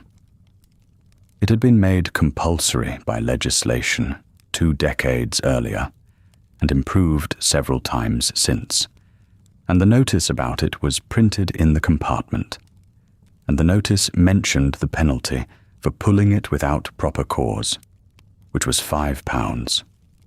£5? A sum a good many people in the third-class carriages behind you would not see in 3 months. The law provided the woman travelling alone with a way to stop the train, and then priced that way at a level that guaranteed she would think very hard indeed before using it, and would need to be certain afterwards that a magistrate would agree her cause had been proper. You have never touched a cord. Almost nobody ever did, but you have looked at where it runs, at the window frame, in every compartment you have ever sat in, within the first minute, without deciding to. So has the younger woman with the ticket in her glove. So did the widow 40 years ago, when she was the one checking the door. There is another arithmetic going on in this compartment, quieter than the money. The gentleman opposite has, by every rule the century has agreed on, the higher standing here. He is a man. In the ordinary run of things, he would open a conversation, if one were to be opened, decide whether the window went up or down, and be deferred to on the question of whether the door was properly shut. And yet he does none of these things, and this is not weakness. It is that the compartment inverts the usual order in one specific respect. A man alone with women who are strangers is in a delicate position, and he knows it. Any overture he makes can be read 2 ways, and only one of them is kind, and he cannot control which reading is chosen. So he builds his wall of newspaper and holds it, and will hold it for hours, because the newspaper says clearly and without rudeness that he intends nothing at all. The widow, meanwhile, holds the real authority in this box, and everyone has agreed to it without discussing it. She is the oldest. She is a woman, and therefore may address the other women, without anything being implied. She has the food. She is the one who will decide, at some point, whether this compartment is going to become a place where people speak, and if she decides it, it will happen. And if she does not, the 4 of you will ride to the border in near silence, and part at a platform as strangers who have shared a great deal of physical proximity and no information whatsoever, 6 feet across. And there is a whole social order in it, complete, with its own rules of precedence, functioning perfectly for 8 hours, and then dissolving the moment the doors open. The train runs on. The rhythm of the rail joints has settled into something the ear stops hearing, and the body keeps. You look at the same page. The knitting needles make their small sound, and stop, and make it again. The younger woman's head has begun to tip toward her folded coat, and she keeps catching it and straightening, embarrassed, though nobody is watching her except everyone. A mile of low hills. A canal, briefly, with a barge on it, and a horse on the towpath, moving at what now seems an impossible slowness. Rain, then not rain. It is somewhere past the first hour, well past it, when the gentleman opposite lowers his newspaper. He folds it in half, and then in half again, and clears his throat in a manner designed to be heard by the compartment, rather than by any one person in it. "There is a good deal in it about the weather in the north," he says to the middle distance. "If anyone should care to look." And he sets it on the seat beside him, not handing it to anyone, which would require choosing a recipient, but placing it where any of the three of you may take it up or leave it as you please. The widow says, "That is very kind." The younger woman says nothing, but looks at the paper with open interest. You say thank you, and you mean it, because the man has just done something rather deft. He has offered a thing without offering himself, provided the compartment with the subject, and left every person in it free to decline. The widow's hand goes to the cloth over her basket. The silence that follows is a different silence than the one before it. The train begins to slow in that particular way that has nothing to do with a signal check, a long easing rather than a sudden grab. And the widow says, without looking up from her knitting, that this will be the junction. She has done this journey before. You can tell by the way she does not lean toward the window to find out where she is. The platform slides into view. A long one, curving, with a canopy over only the middle third of it, so that the ends of the train stand out in the open, and the rain finds them. There is a stack of milk churns, a barrow of mail bags, a boy with a tray of something on a strap round his neck. And there is a good deal of noise, because the doors are opening all down the train at once, the whole length of it unlatching itself like a row of shutters, and people are getting out and getting in and calling to one another. You stand and stretch your back, which has been in one shape for a long time now, and you step down onto the platform, because the guard has said 7 minutes, and 7 minutes is a gift. And standing there, with your hand on the door frame and the cold going straight through your sleeves, you can see the whole train for the first time since London. Not the idea of it. The actual thing curving away from you along the platform, and you can read it, the way you read a street of houses and know at once which end you would be welcome in. Down at the far end, past the second-class carriages, past the guard's van, the third-class stock sits lower and plainer. Straight sides, smaller windows, more of them, set closer together, because there are more compartments crammed into the same length. No lining of buttoned cloth showing through the glass. When a door swings open, you can see straight in, and what is in there is a wooden bench with a thin cushion on it, 5 people to a side where you have 3, and a great deal of luggage held on knees because there is nowhere else for it to go. Here is something worth being careful about, because the picture people carry of third-class travel is usually 40 years out of date by the time it reaches them. If you had stood on this platform in the 1840s and looked down the train, you would have seen open trucks. Genuinely open. Sides, a floor, no roof, no seats in some of them. Passengers standing in the weather for the whole of the journey, with the smoke of the engine coming back over them. That was not an accident or an oversight. The companies did not want a cheap fare to be a comfortable one, because a comfortable cheap fare would empty the carriages that paid. What changed it was law. In 1844, an act went through Parliament requiring every company to run at least one train each way every weekday over the whole of its line, stopping at every station with covered carriages, seats provided, at a fare of no more than 1 penny a mile. It was not generosity.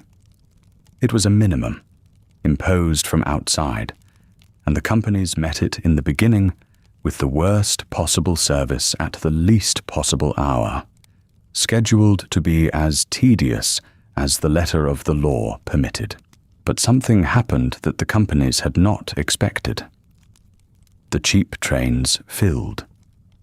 They filled so reliably, and the pennies added up so fast, that within a generation the same companies that had fought the requirement were competing to carry the traffic. By the 1890s, the arithmetic had reversed entirely.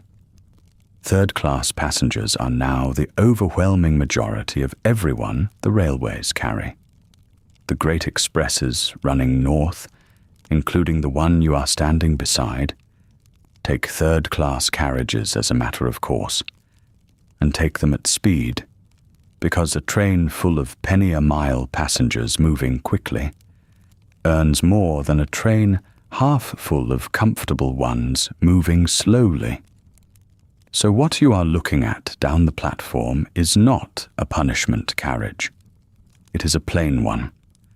Wooden benches, thin cushions, a roof, a lamp, a door that shuts.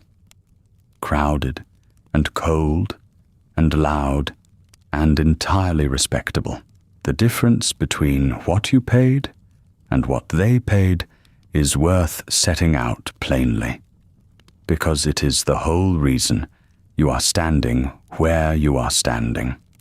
From London to Edinburgh, something in the region of 400 miles, depending on which company's rails you travel by, the third-class fare runs to somewhere near 33 shillings for a single journey. Second class, which is what you hold, comes to something closer to 50 shillings. First class, about 70. Say it another way, since shillings pile up in a manner that hides their weight. Third class costs you £1.13. Second class costs you £2.10. First class costs £3.10. Now, set that against wages. A general servant in a modest household earns perhaps £16 in a year, with her food and her bed. A clerk might have £90 a year. A skilled engineer in a good works perhaps £2 a week. An agricultural labourer considerably less than that, which means the third-class fare from London to Scotland is roughly a working week's wages for a great many people, and the second-class fare is very nearly 2. You did not choose second class because you have money. You chose it because you are travelling alone, and the extra 17 shillings buys you fewer strangers in a locked box, and you have been quietly aware of that 17 shillings since the booking office. It will show up again as a subtraction somewhere in the autumn. And then there is the excursion fare, which is the thing that genuinely changed English life. A company with empty stock on a Sunday or a bank holiday will run a special train at a fraction of the ordinary rate, sometimes half, sometimes less, out and back in the day. That is how the seaside happened, not gradually, not by some general softening of the national mood, but because a family in a manufacturing town could suddenly get to the coast and home again for a few shillings and be back at work on Monday morning. That is how a woman in service in London can see her mother in the country once a year, instead of never. That is how a man out of work in one county can afford to go and look for work in another. Distance had been, for the whole of human history, until about 60 years before the morning you are standing here, a function of money in a way that made most of the country invisible to most of the people in it. The penny a mile did not abolish that. It made a hole in it. Down at the front of the train, past everything, the engine stands making its noise. Not the running noise, the standing one, a kind of impatient breathing with a hiss under it, and every so often a heavy clunk as something settles. Steam comes off it in a sheet and drifts back along the platform and puts a wet warmth on your face for a second before the wind takes it. You can see the two of them on the footplate. The driver leaning out on the side toward you, one hand on the frame, looking back along the train for the guard signal. The fireman with his back turned, doing something to the fire with a long shovel, and the light off the open firehole door goes red across the underside of the canopy, and then goes out again as the door swings shut. It is worth understanding what those two men are actually doing, because from a platform it looks like standing about, and it is not. The fireman on a long run north will shovel something in the region of 4 or 5 tons of coal, by hand, from the tender behind him into a fire hole in front of him, while the whole floor he is standing on moves under him at speed. He must do it in a particular pattern, thin and even and often, keeping the fire bright across the whole grate, because a fire built wrong makes bad steam, and a train that cannot hold its timing. He does this facing backward and forward by turns, on a plate open to the weather, at both sides, in a heat coming from one direction and a wind coming from the other. Men on the footplate speak of being roasted on the front and frozen on the back at the same moment. The driver has the easier physical work and the harder responsibility.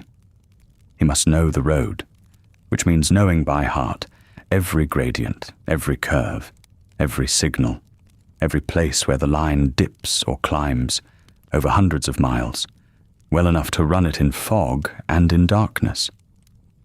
He's watching for signals that may appear for 2 seconds through smoke. He carries several hundred lives behind him at a mile a minute, with a braking distance measured in half miles. Their hours are long, 10 and 12 on a turn, sometimes more when a train runs late and nobody is available to relieve them. Their pay is good by the standards of working men, 7 or 8 shillings a day for a driver on a main line turn, rather less for a fireman, and it is understood in railway towns to be a fine job to get and a hard one to hold. A fireman may wait 10 or 15 years to be given a regular driving turn of his own. The guard comes down the platform behind you, calling the same 3 syllables over and over in a voice that has been sanded flat by 20 years of doing it, and the doors begin to go. It is a sound like nothing else. Not one slam, but 40 of them, running away down the length of the train from the far end toward you, each one a fraction behind the last, so that it arrives as a sort of rattling collapse of noise. You put your hand on the brass and step up. The younger woman is already back in her corner. The widow never left. The whistle goes, thin and high over everything, and the platform starts to move. By the time the train has settled again into its stride, you are aware of being hungry in the particular way that travelling makes you hungry, which is not quite the same as ordinary appetite. You have been sitting still for hours. You have eaten nothing since a slice of bread and butter in a dark room before 6. The cold at the window has worked its way into your hands and your feet, and cold makes a body want food more insistently than work does. You know, because you checked it twice last night, and once again this morning, that there is a stop ahead where the train stands for 10 minutes and where there is a refreshment room on the platform. 10 minutes. It is printed in the timetable, and it is understood by everyone aboard, and it governs the next hour of your life more completely than anything else will today. The woman opposite has already begun the preparation that experienced travelers perform before such a stop. She has moved her gloves. She has shifted her basket to the seat beside her rather than the floor. She has, without appearing to do anything at all, arranged herself so that when the train stops, she will be at the door before the man in the corner has finished folding his newspaper. Here is what the 10-minute stop actually looks like from the inside. The train slows. It does not glide to a halt. It arrives in a series of decreasing lurches, and before the last of them, the doors are already going. Not politely. 150 people have all been told they have 10 minutes, and every one of them knows that the first 30 seconds decide whether they get anything at all. You are down onto the platform in the press of them, the stone under your boots, the cold air a shock after the closed compartment, the smell of coal and wet iron, and, faintly, from somewhere ahead, the smell of soup.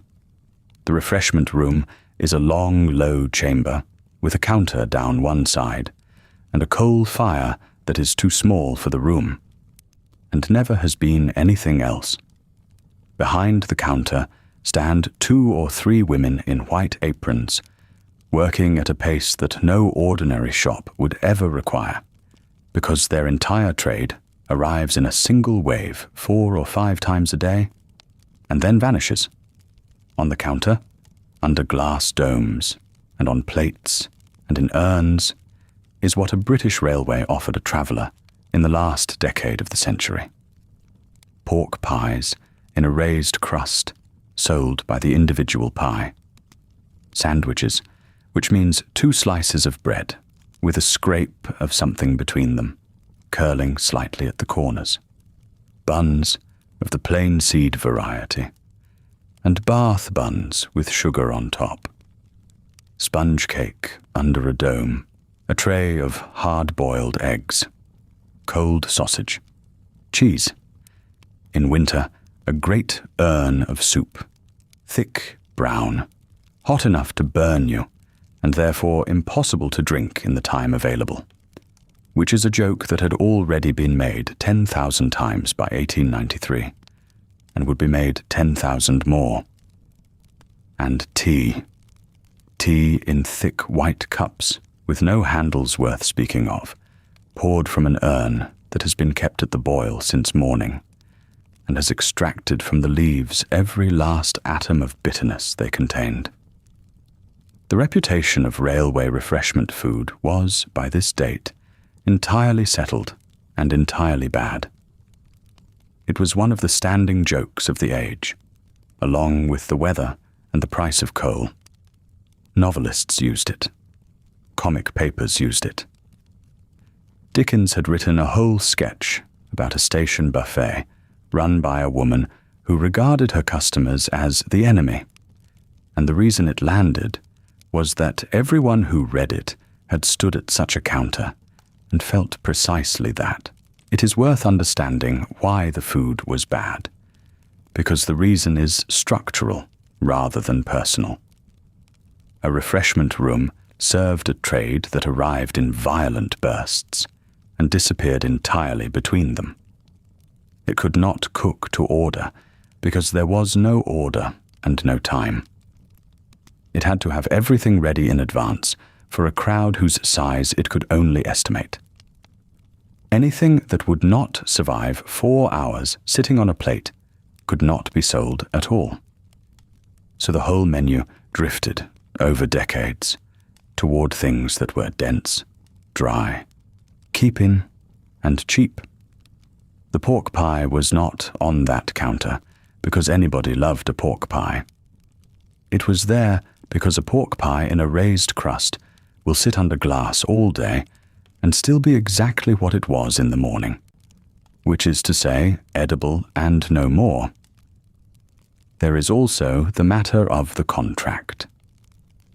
At many stations, the refreshment room was not run by the railway company at all, but leased out to a contractor who paid a fixed rent for the privilege. That contractor had no reason to compete on quality, because his customers were not choosing him. They were choosing between his counter and nothing, with 8 minutes remaining, and a train that would leave without them. There is no arrangement in commerce more reliably productive of a stale bun than a captive market with a departure time. The prices tell you the rest. 3p for a cup of tea and a bun, 6p for a plate of something with meat on it, a shilling if you were unwise or unlucky. Set that against the fact that a woman in domestic service might earn £14 in a year with her food found, and you see immediately why the majority of the people spilling out onto that platform are not going to the counter at all. They are going nowhere. They are staying in their seats. And on their knees, when the train moves off again, they will unwrap the food they brought from home. This is the real midday meal of the Victorian Railway, and it almost never appears in the pictures. The travelling basket. Yours is on the rack above you now, and you packed it last night, and its contents are entirely typical of a woman of your means on a long journey. Bread and butter, cut at home and wrapped in a clean cloth, because bread and butter cut in the morning is still bread and butter at 2 in the afternoon. Hard-boiled eggs, 3 of them, boiled the night before, with a twist of paper holding a little salt, a wedge of cheese, 2 apples, a slice of cold pie made on Sunday and saved deliberately for today, a screw of paper with sugar in it, and a flask, a proper travelling flask with a screw cap and a leather cover, filled with tea made strong and sweetened in advance, because there will be no milk and no spoon.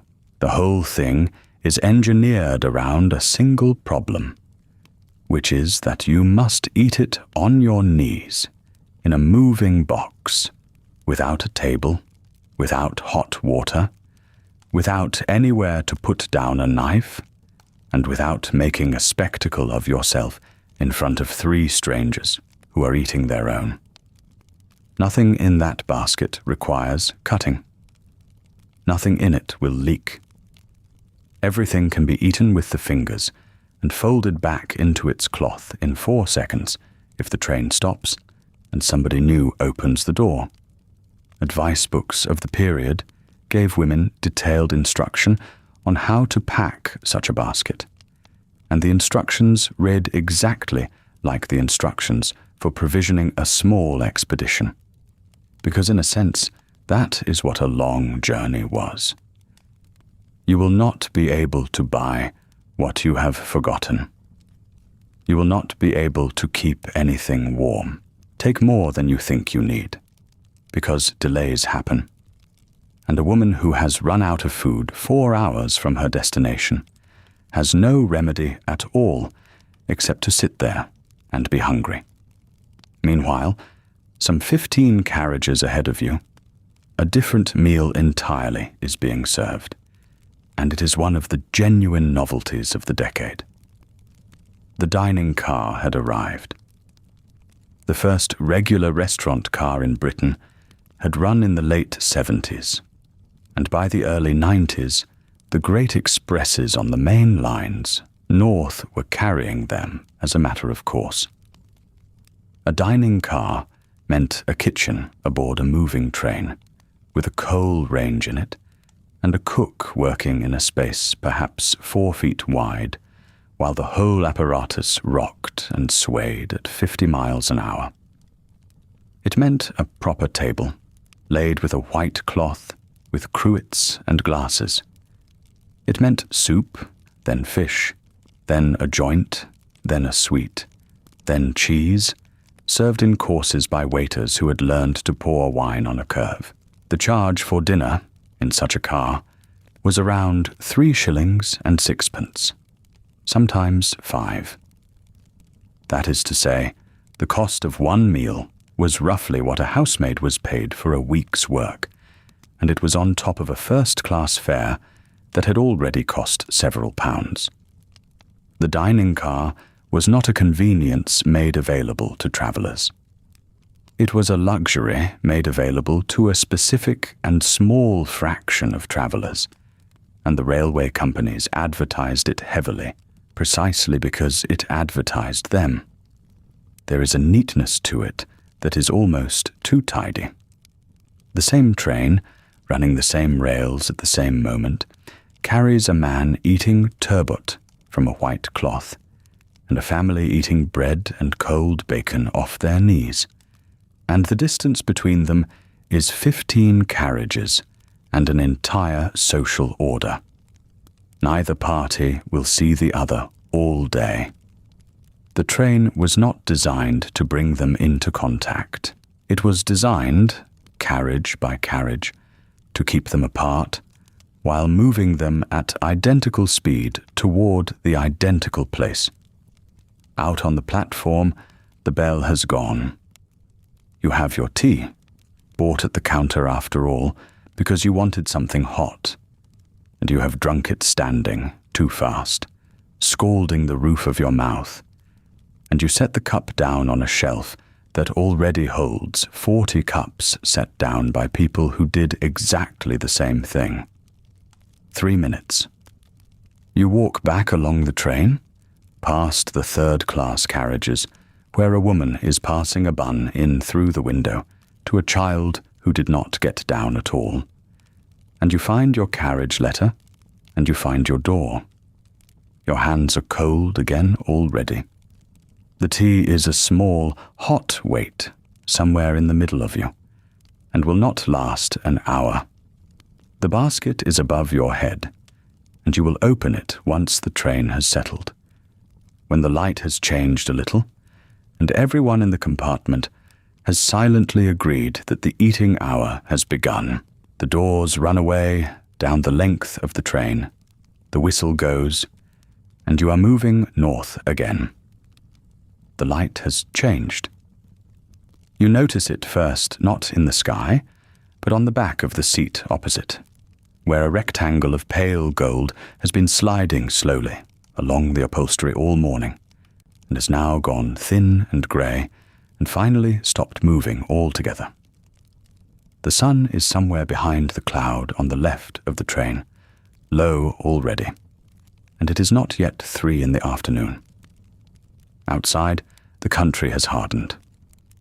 The soft green of the Midland counties, the hedges and the ploughed brown fields, and the church towers set among trees, has given way over the last hour to something with more bone in it. Stone walls instead of hedges. Sheep on ground too poor for anything else.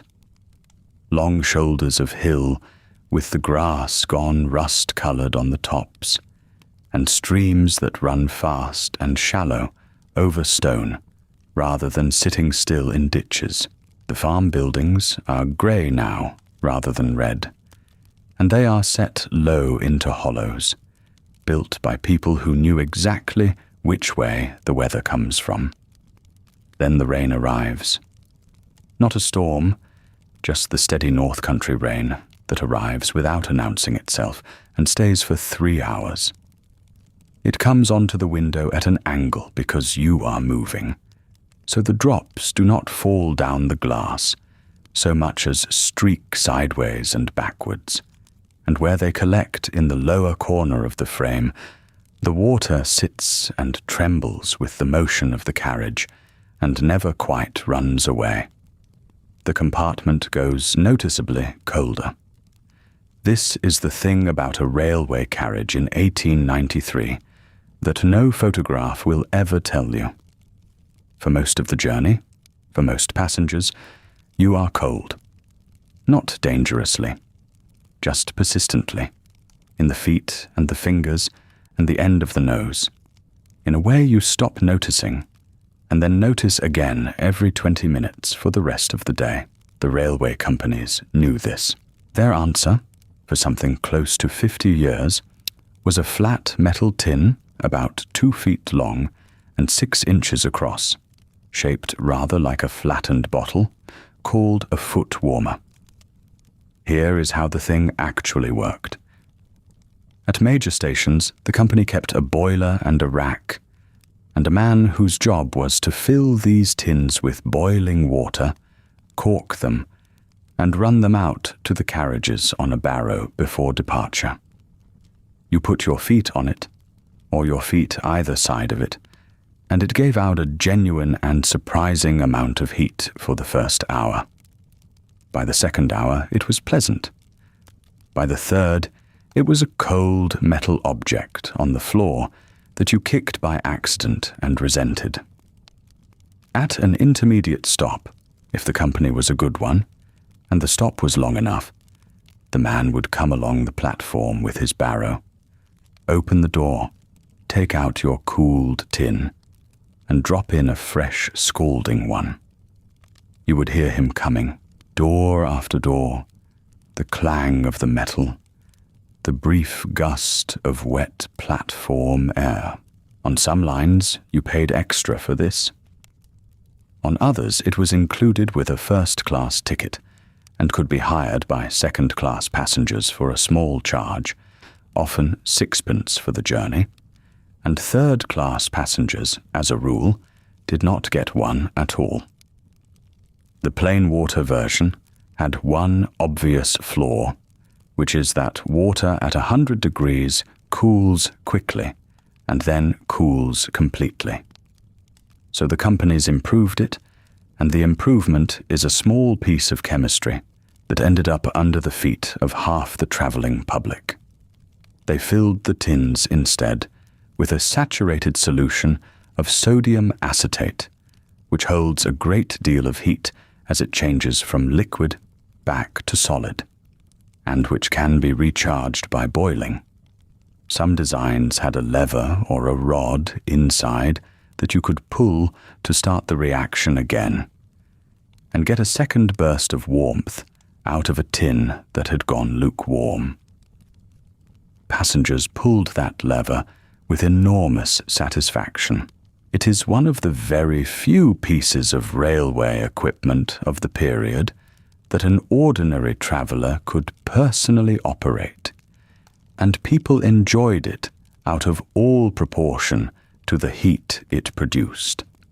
By the time you are travelling, the better trains on the main routes are beginning to carry steam heating instead, piped from the locomotive along the length of the train and radiating from a low grill under the seats. It is a far better system. It is also unevenly distributed, imperfectly regulated, and famous for producing a carriage that is roasting at one end and freezing at the other, so that in a single compartment, one passenger sits with a coat buttoned to the throat, while another has gone pink and is quietly opening the ventilator. Your carriage has the tins. You have one, hired at the terminus, and it is on its second life, and it is now a lukewarm object that you keep your boots against out of habit rather than benefit. Then the light goes, and the lamps come on, and this is the other thing about the afternoon. Lighting a moving train in the 1890s is not a simple matter, and the history of it is written directly into the roof above your head. The oldest system, still in use on plenty of secondary stock, was an oil pot dropped into a hole in the carriage roof from above.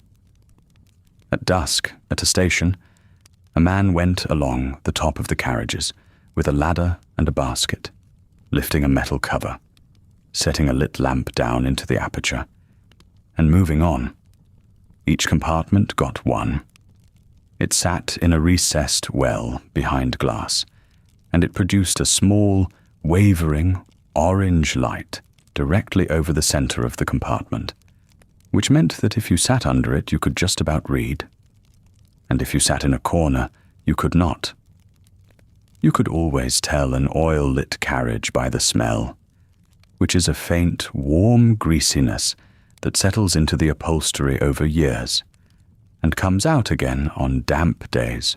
The light itself moved constantly with the motion of the train.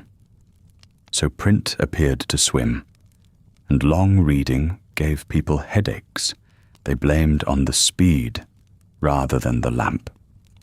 Gas came next, stored under pressure in cylinders slung beneath the carriage floor and fed up to burners in the ceiling. It was substantially brighter, and by the 1880s, the improved burners gave a steady white light that people genuinely admired. It was also the reason that railway companies came under a great deal of public pressure through the 1890s to abandon it, because a gas-lit wooden carriage is not a thing anyone would design twice, and the companies knew it perfectly well. Which is why, on this particular route in this particular decade, you may find yourself in a carriage lit by electricity. The first successful electrically lit trains ran in Britain in the 1880s, powered by accumulators, heavy lead-acid batteries carried under the carriage and charged either at the terminus or, in the cleverer arrangements, by a dynamo driven off the axle as the train ran. The light is steady. It does not flicker with the motion. It does not smell. It also, in these early installations, has an unfortunate habit of dimming noticeably when the train slows down, because the dynamo slows with the wheels, so that pulling into a station is accompanied by the compartment gradually going the color of weak tea. Your compartment has gas. The mantle above the door has been lit somewhere, back at the last stop by a man you never saw, and it hisses very faintly under the noise of the wheels, and it has turned the window beside you from a view into a partial mirror in which you can see the lamp, the luggage rack, and the pale oval of your own face laid over the passing dark of a hillside. There is one more practical matter, and it governed the journey of every woman on this train more thoroughly than any timetable. Most carriages in 1893 had no lavatory. This is not a small detail. It is the organizing fact of long-distance travel for a great many passengers, and the arrangements around it were awkward, unevenly provided, and rarely written about, which is precisely why they are worth stating plainly. Lavatory accommodation entered British carriages first in the 1870s, initially in a very limited way, sometimes as a small closet accessible only from one particular compartment, which meant that the passengers in that compartment had a facility, and the passengers 8 feet away did not. Corridor stock, which allowed anyone in the carriage to reach a lavatory at any point in the journey, only began running on Britain's main lines at the very end of the 1880s, and it spread first, as everything did, on the prestige expresses. For everyone else, the solution was the scheduled stop. This is one of the real reasons the great trains paused for 10 minutes at particular stations, and why those stops were announced and adhered to with such seriousness, and why the platform emptied and refilled in a controlled rush. A woman travelling from London to Scotland planned her entire day around 2 or 3 fixed opportunities, several hours apart, and she planned her eating and drinking around them as well. The flask of tea in the basket is a comfort. It is also a calculation. The advice literature of the period is full of guidance on this that stops just short of saying what it means. Travel in the morning. Take little at breakfast. Know your timetable. Know which stations have proper accommodation, and know that a shilling to the attendant at the door of a station facility was standard and expected. You have done all of this. You did it before you left the rooms in London, without writing any of it down, because it is the ordinary arithmetic of a woman's journey, and you have made it a dozen times. So you settle. The rain keeps on at the window. The compartment has that particular late afternoon quiet, in which nobody has said anything for 40 minutes, and nobody feels they should. You pull the shawl off the seat beside you, and spread it over your knees, and you push the cooling tin under your boots, and you fold your hands inside the shawl, where they will keep some warmth. And the rail joints go under you, in 4s, the long, steady 4-beat that every traveller of this century knew, and that no living person has quite forgotten. The sound of the wheels crossing the gaps at each end of every length of rail, over and over, at exactly the pace of the train, so that the speed of the country outside is translated into a rhythm you can feel through the seat and the floor, and the small of your back. Your head goes against the padded corner beside the window. The glass is cold on your temple through the shawl. You are not asleep. You are somewhere just to the side of it, watching a dark hillside slide past behind your own reflection, letting the 4-beat count itself out, north and north and north. The light goes first at the edges. You are aware of it before you understand it, a dimming at the corner of the glass, and then the hillside outside, your reflection is gone, and there is nothing beyond the window at all, and the sound changes. That is the part you feel, rather than see. The 4-beat of the rail joints is still there underneath, but a second sound has closed around it, a hard, flat roar thrown back off stone at a distance of perhaps 4 feet from your ear, and the compartment has become suddenly enormously loud. You are in a tunnel. The oil lamp above the door has been burning since the middle of the afternoon, weak and yellow against the daylight. And now that the daylight has stopped, it is the only thing in the world. It throws everybody's shadow up onto the roof, doubled and shaking. The man in the far corner shifts his newspaper an inch closer to his face and gives up on it. The woman opposite you does not move at all. And then the smell arrives.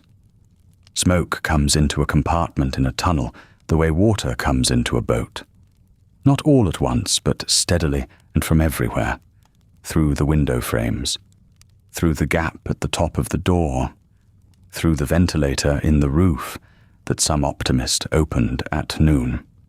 It is coal smoke, sulphurous and thick and faintly sweet, and it is warm, which is the strange part, after 4 hours of cold feet. Your eyes sting. Somebody coughs twice, politely, into a handkerchief. Nobody says anything, because there is nothing to say, and because you would have to shout it. Then a change of pressure, a pop somewhere behind the ears, and then a grey that becomes white, and the roar peels away backwards, and you are out in a wet valley in fading northern light, with rain on the window again, as though none of it had happened.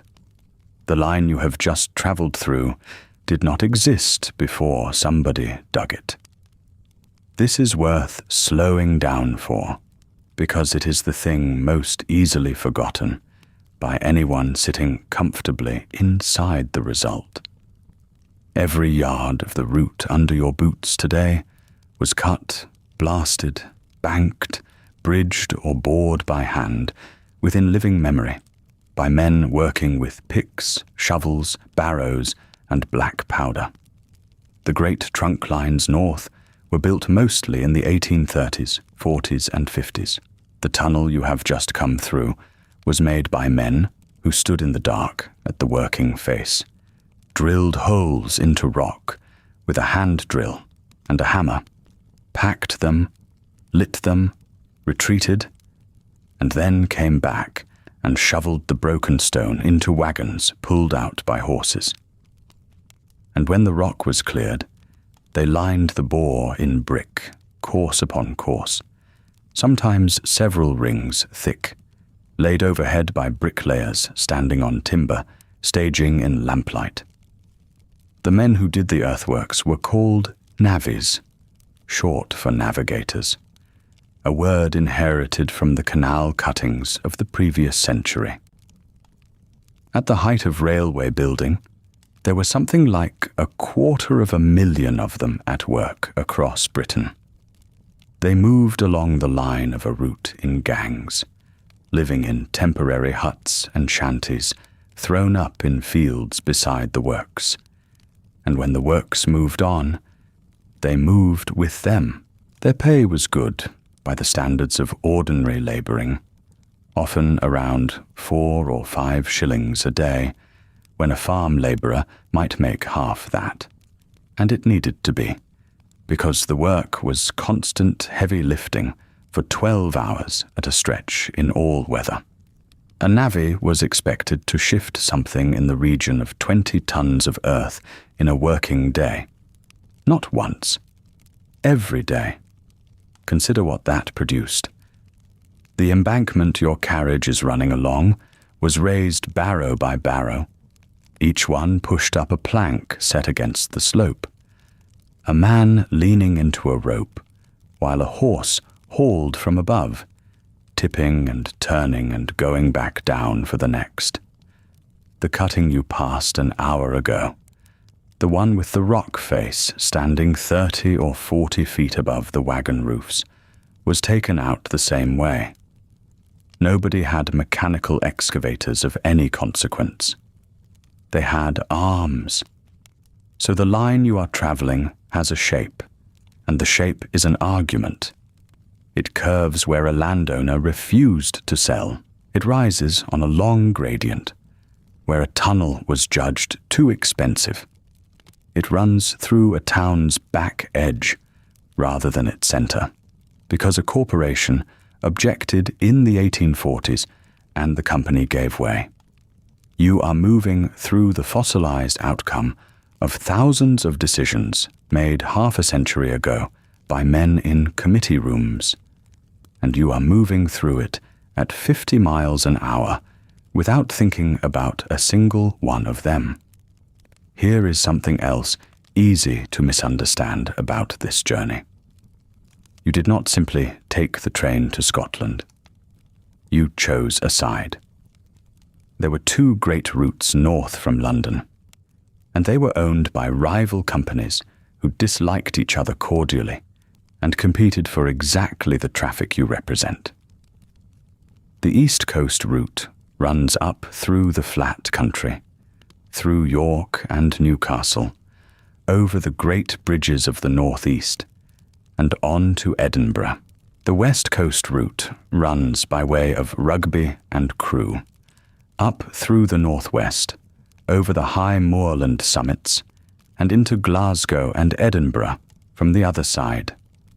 Each was, in fact, a chain of separate companies working in partnership, because no single company owned a through line all the way, and each partnership advertised itself as the faster, the more comfortable, the more modern.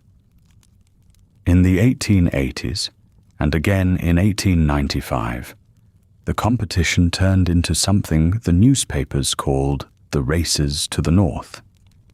The companies began cutting their advertised times, then cutting them again, stripping stops out of the schedule, lightening the trains, holding the engines at full speed over gradients, where a sensible timetable would have eased them.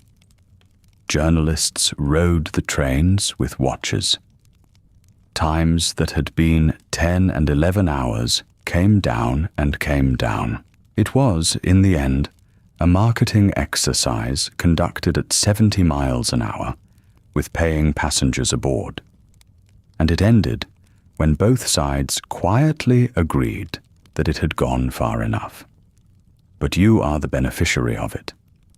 The reason your train left before dawn and expects to set you down in Edinburgh after dark on the same day, rather than the following morning, is that two boardrooms spent 20 years trying to humiliate each other.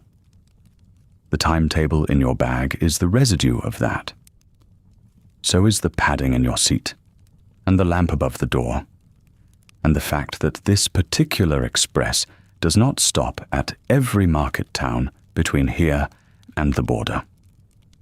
Competition did what competition does. It made the service better, and it made the companies poorer, and it stopped the moment they found it more profitable to agree, none of which explains the thing that ought to worry you most, which is that there is another train somewhere ahead of you on this same pair of rails, and another behind, and nobody on your train can see either of them. The system that keeps them apart is called block working, and it is beautifully simple once you see it. The line is divided into sections, called blocks. The rule is that only one train may be inside a block at a time. At the end of each block, there is a signal box, a small wooden building raised on brick with windows along its front, and inside it a man stands at a frame of long levers, some of them painted red for signals and some black for points. He cannot see the whole line. He can see perhaps a mile of it. So the boxes talk to each other by telegraph, using a needle instrument and a bell, and the language is a code of taps. Your train passes his box. He offers it forward to the next box along the line, a certain number of beats on the bell, which means an express passenger train is coming. The next man, if his own section is clear, accepts it, beats the code back, and pulls his levers to lower the signal that lets you in. Then he sets his instrument to show his block is occupied, and he will not accept another train until yours has passed him, and he has watched the tail lamp go by with his own eyes. That last part is the whole safety of the thing.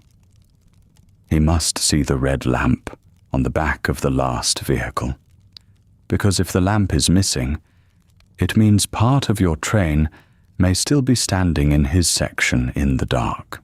900 and something signal boxes stood on some of the larger systems by the end of the century, and a signalman worked a 12-hour turn in a room with a stove, a kettle, a clock, a log book, and those levers, which required real strength to pull, since he was moving the actual signal arm by wire over a quarter of a mile of countryside. He wrote down every train and every time, in ink, all night.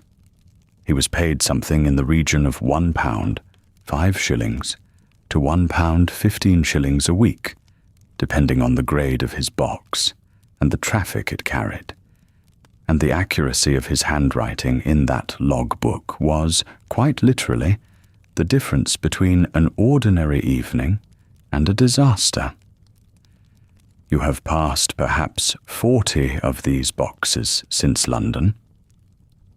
You noticed none of them. Then the sound underneath you changes again, and this time it goes hollow. The 4-beat is still there, but the ground beneath it has dropped away, and the noise, instead of coming back off cuttings and hedges, goes out into open air and does not return. You look, and there is nothing directly below the window, but rain and distance and the tops of trees very far down, and beyond them a valley floor with a river in it running silver in the last of the light, and a road, and 2 or 3 farms, with lamps already lit in the windows, small as pinheads. You are crossing a viaduct. Stone arches, perhaps 20 of them, perhaps more, each one 100 feet above the fields, built by men on timber, scaffolding out of stone, quarried nearby, and hauled up by horse gin, and every one of them still standing under the weight of 100-ton train 50 years later. Nobody in the compartment speaks. The man with the newspaper has lowered it into his lap. The woman opposite is looking out at the valley with her hands still folded. For perhaps 40 seconds, there is only that hollow, open sound, and the lamps of the farms sliding past a long way beneath you. Then the arches end, and the ground comes back up to meet the wheels, and the noise closes in solid again, and the valley is behind you. The lamps come on somewhere south of the border, and you do not see it happen. That is the way of it on a long journey. There is a stretch of grey where the light outside and the light inside are roughly equal, and the window shows you both the hills and your own face at once, laid over each other like 2 photographs printed on the same plate. Then the balance tips.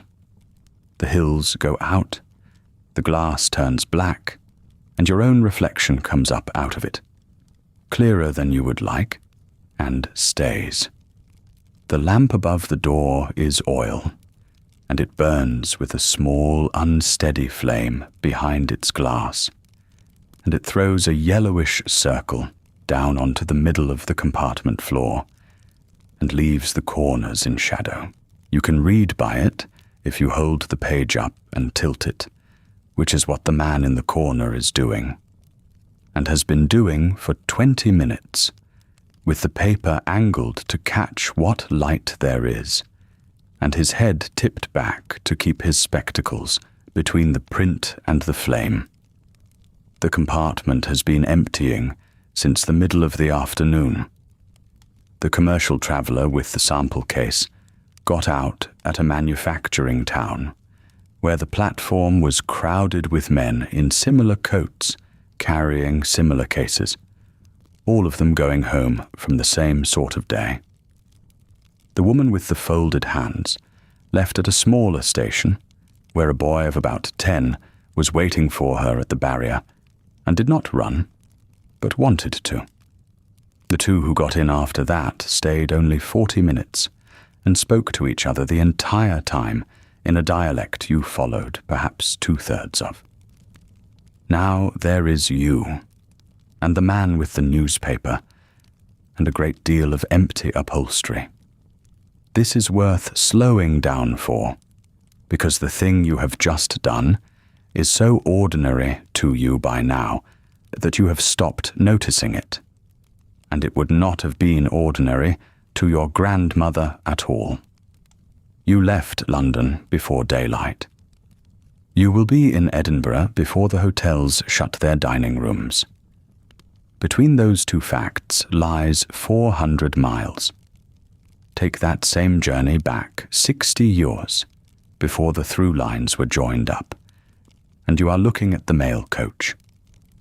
The mail coach was the fastest thing on the road, and it was a genuine marvel of organization, with changes of horses every 10 or 12 miles, kept ready, harnessed in under 2 minutes by men who did nothing else. It ran through the night. It ran in weather that stopped everything else. And it took London to Edinburgh something in the region of 45 hours, when the roads were good and the river crossings behaved, which meant 2 nights sitting upright in a box with strangers, or paying for beds at coaching inns along the way, and stretching it to 3 days. The fare, inside, was somewhere around £4, 10 shillings. Outside, on the roof, in the open, in whatever the sky was doing, roughly half that. Add meals at the inns, add the tips to guards and coachmen that were not optional in any real sense, and the true cost of getting from London to Edinburgh was somewhere near £5 for a person of your means. That was 6 or 7 weeks of a labourer's entire wage. It was the sort of sum that meant a family, having once moved north, might reasonably expect never to see the relatives they had left behind in the south again in this life. Your second-class ticket for the same journey cost you about £2, 10 shillings. Your journey has taken most of 1 day, and you have spent it in a padded seat, out of the rain, reading intermittently, with your hat off. You will sleep tonight in a bed. That is the whole of it. That is what the railway did, put plainly, without any of the language about progress that the newspapers use. It did not simply make the journey faster. It made a category of journey that had been an event into a thing a woman of modest income could decide to do on a Tuesday, because her sister's letter sounded tired. The man with the newspaper folds it at last in quarters and sets it on the seat beside him, and looks out at the black window and sees, presumably, his own face looking back. You take out your own timetable, the little pocket edition you bought at the terminus, and hold it near the lamp and check the column again. It says what it said in London. Arrival is given at 9:10. You take out your watch. The watch says 8:20. You do the arithmetic that everyone on this train has done at some point in the last hour, the small calculation of distance remaining against minutes remaining, and it comes out about right, perhaps 4 minutes to the bad, which the driver will probably make up on the last easy stretch, and which nobody will ever mention. Here is something worth knowing about the rails you are running on tonight, though. They do not stop when you do. When you step down at the terminus and hand your ticket over and go looking for your box, this line does not go quiet behind you. It goes to work. The night is when the railway does the half of its business that nobody buys a ticket for, and the great expresses like this one are, in the strict accounting of it, the glamorous minority. Behind you and ahead of you, all night, run the goods trains. They are slower, heavier, longer, and they run to timings that are worked out in the same offices and written into the same books. And they are carrying coal south out of the pits, and pig iron, and bricks, and cattle in slatted vans, and barrels of beer, and crates of manufactured goods, and in season, fish packed in ice out of the northern ports, running through the dark at 40 miles an hour, so that a fishmonger in a London street can put it on a marble slab in the morning. Milk goes down in churns on the early trains. Newspapers printed in London at midnight go north on the same rails you are on now, so that a man in a Scottish town can read at breakfast what was set in type 400 miles away while he was asleep. And the mail. The travelling post office runs at night, and it is one of the strangest workplaces in the country. A sorting office moving at speed, with men standing at pigeonholes in a swaying van under gas lamps, sorting letters into counties while the countryside goes past outside at a mile a minute. They do not stop for the smaller towns. They have nets, A leather pouch is hung out on a trackside standard, and a net swings out from the moving van and takes it with a bang that the men inside feel through the floor. And another pouch is dropped at the same instant into a net on the ground, and the sorting continues, and the town has had its post collected and delivered by a train that never slowed below 50. None of that is visible to you. You will never see it. But it is the reason the letter that brought you north arrived when it did. And it is the reason that the entire arrangement pays for itself well enough to keep running a comfortable padded box up the same line for £2.10. The train begins to come down off its speed. You feel it before you understand it. The way you feel a room go cool. The 4-beat under the floor spreads out, the gaps between the beats widening, and the vibration through the seat frame loosens into something slower and heavier. Outside the black glass, there are lights now, not the pinhead lamps of farms, but rows of them, streets of them, gaslight standing in lines along roads you cannot see. And then the glow of something larger off to the left. And then walls close in, and the sound goes hard again as the train runs into a cutting with stone on both sides. Brakes. The long sigh of them, and a shudder that runs up through the whole train from somewhere behind you. And a squeal, and then a release, and then the brakes again, more gently. The man in the corner stands up and takes his hat down from the rack and puts it on, and reaches for his coat, and does not look at you. And you stand up too, and take down your own things, and pin your hat by feel, because the lamp is behind you, and the pins go in the way they always go in, 3 of them, without thought. The train is barely moving now.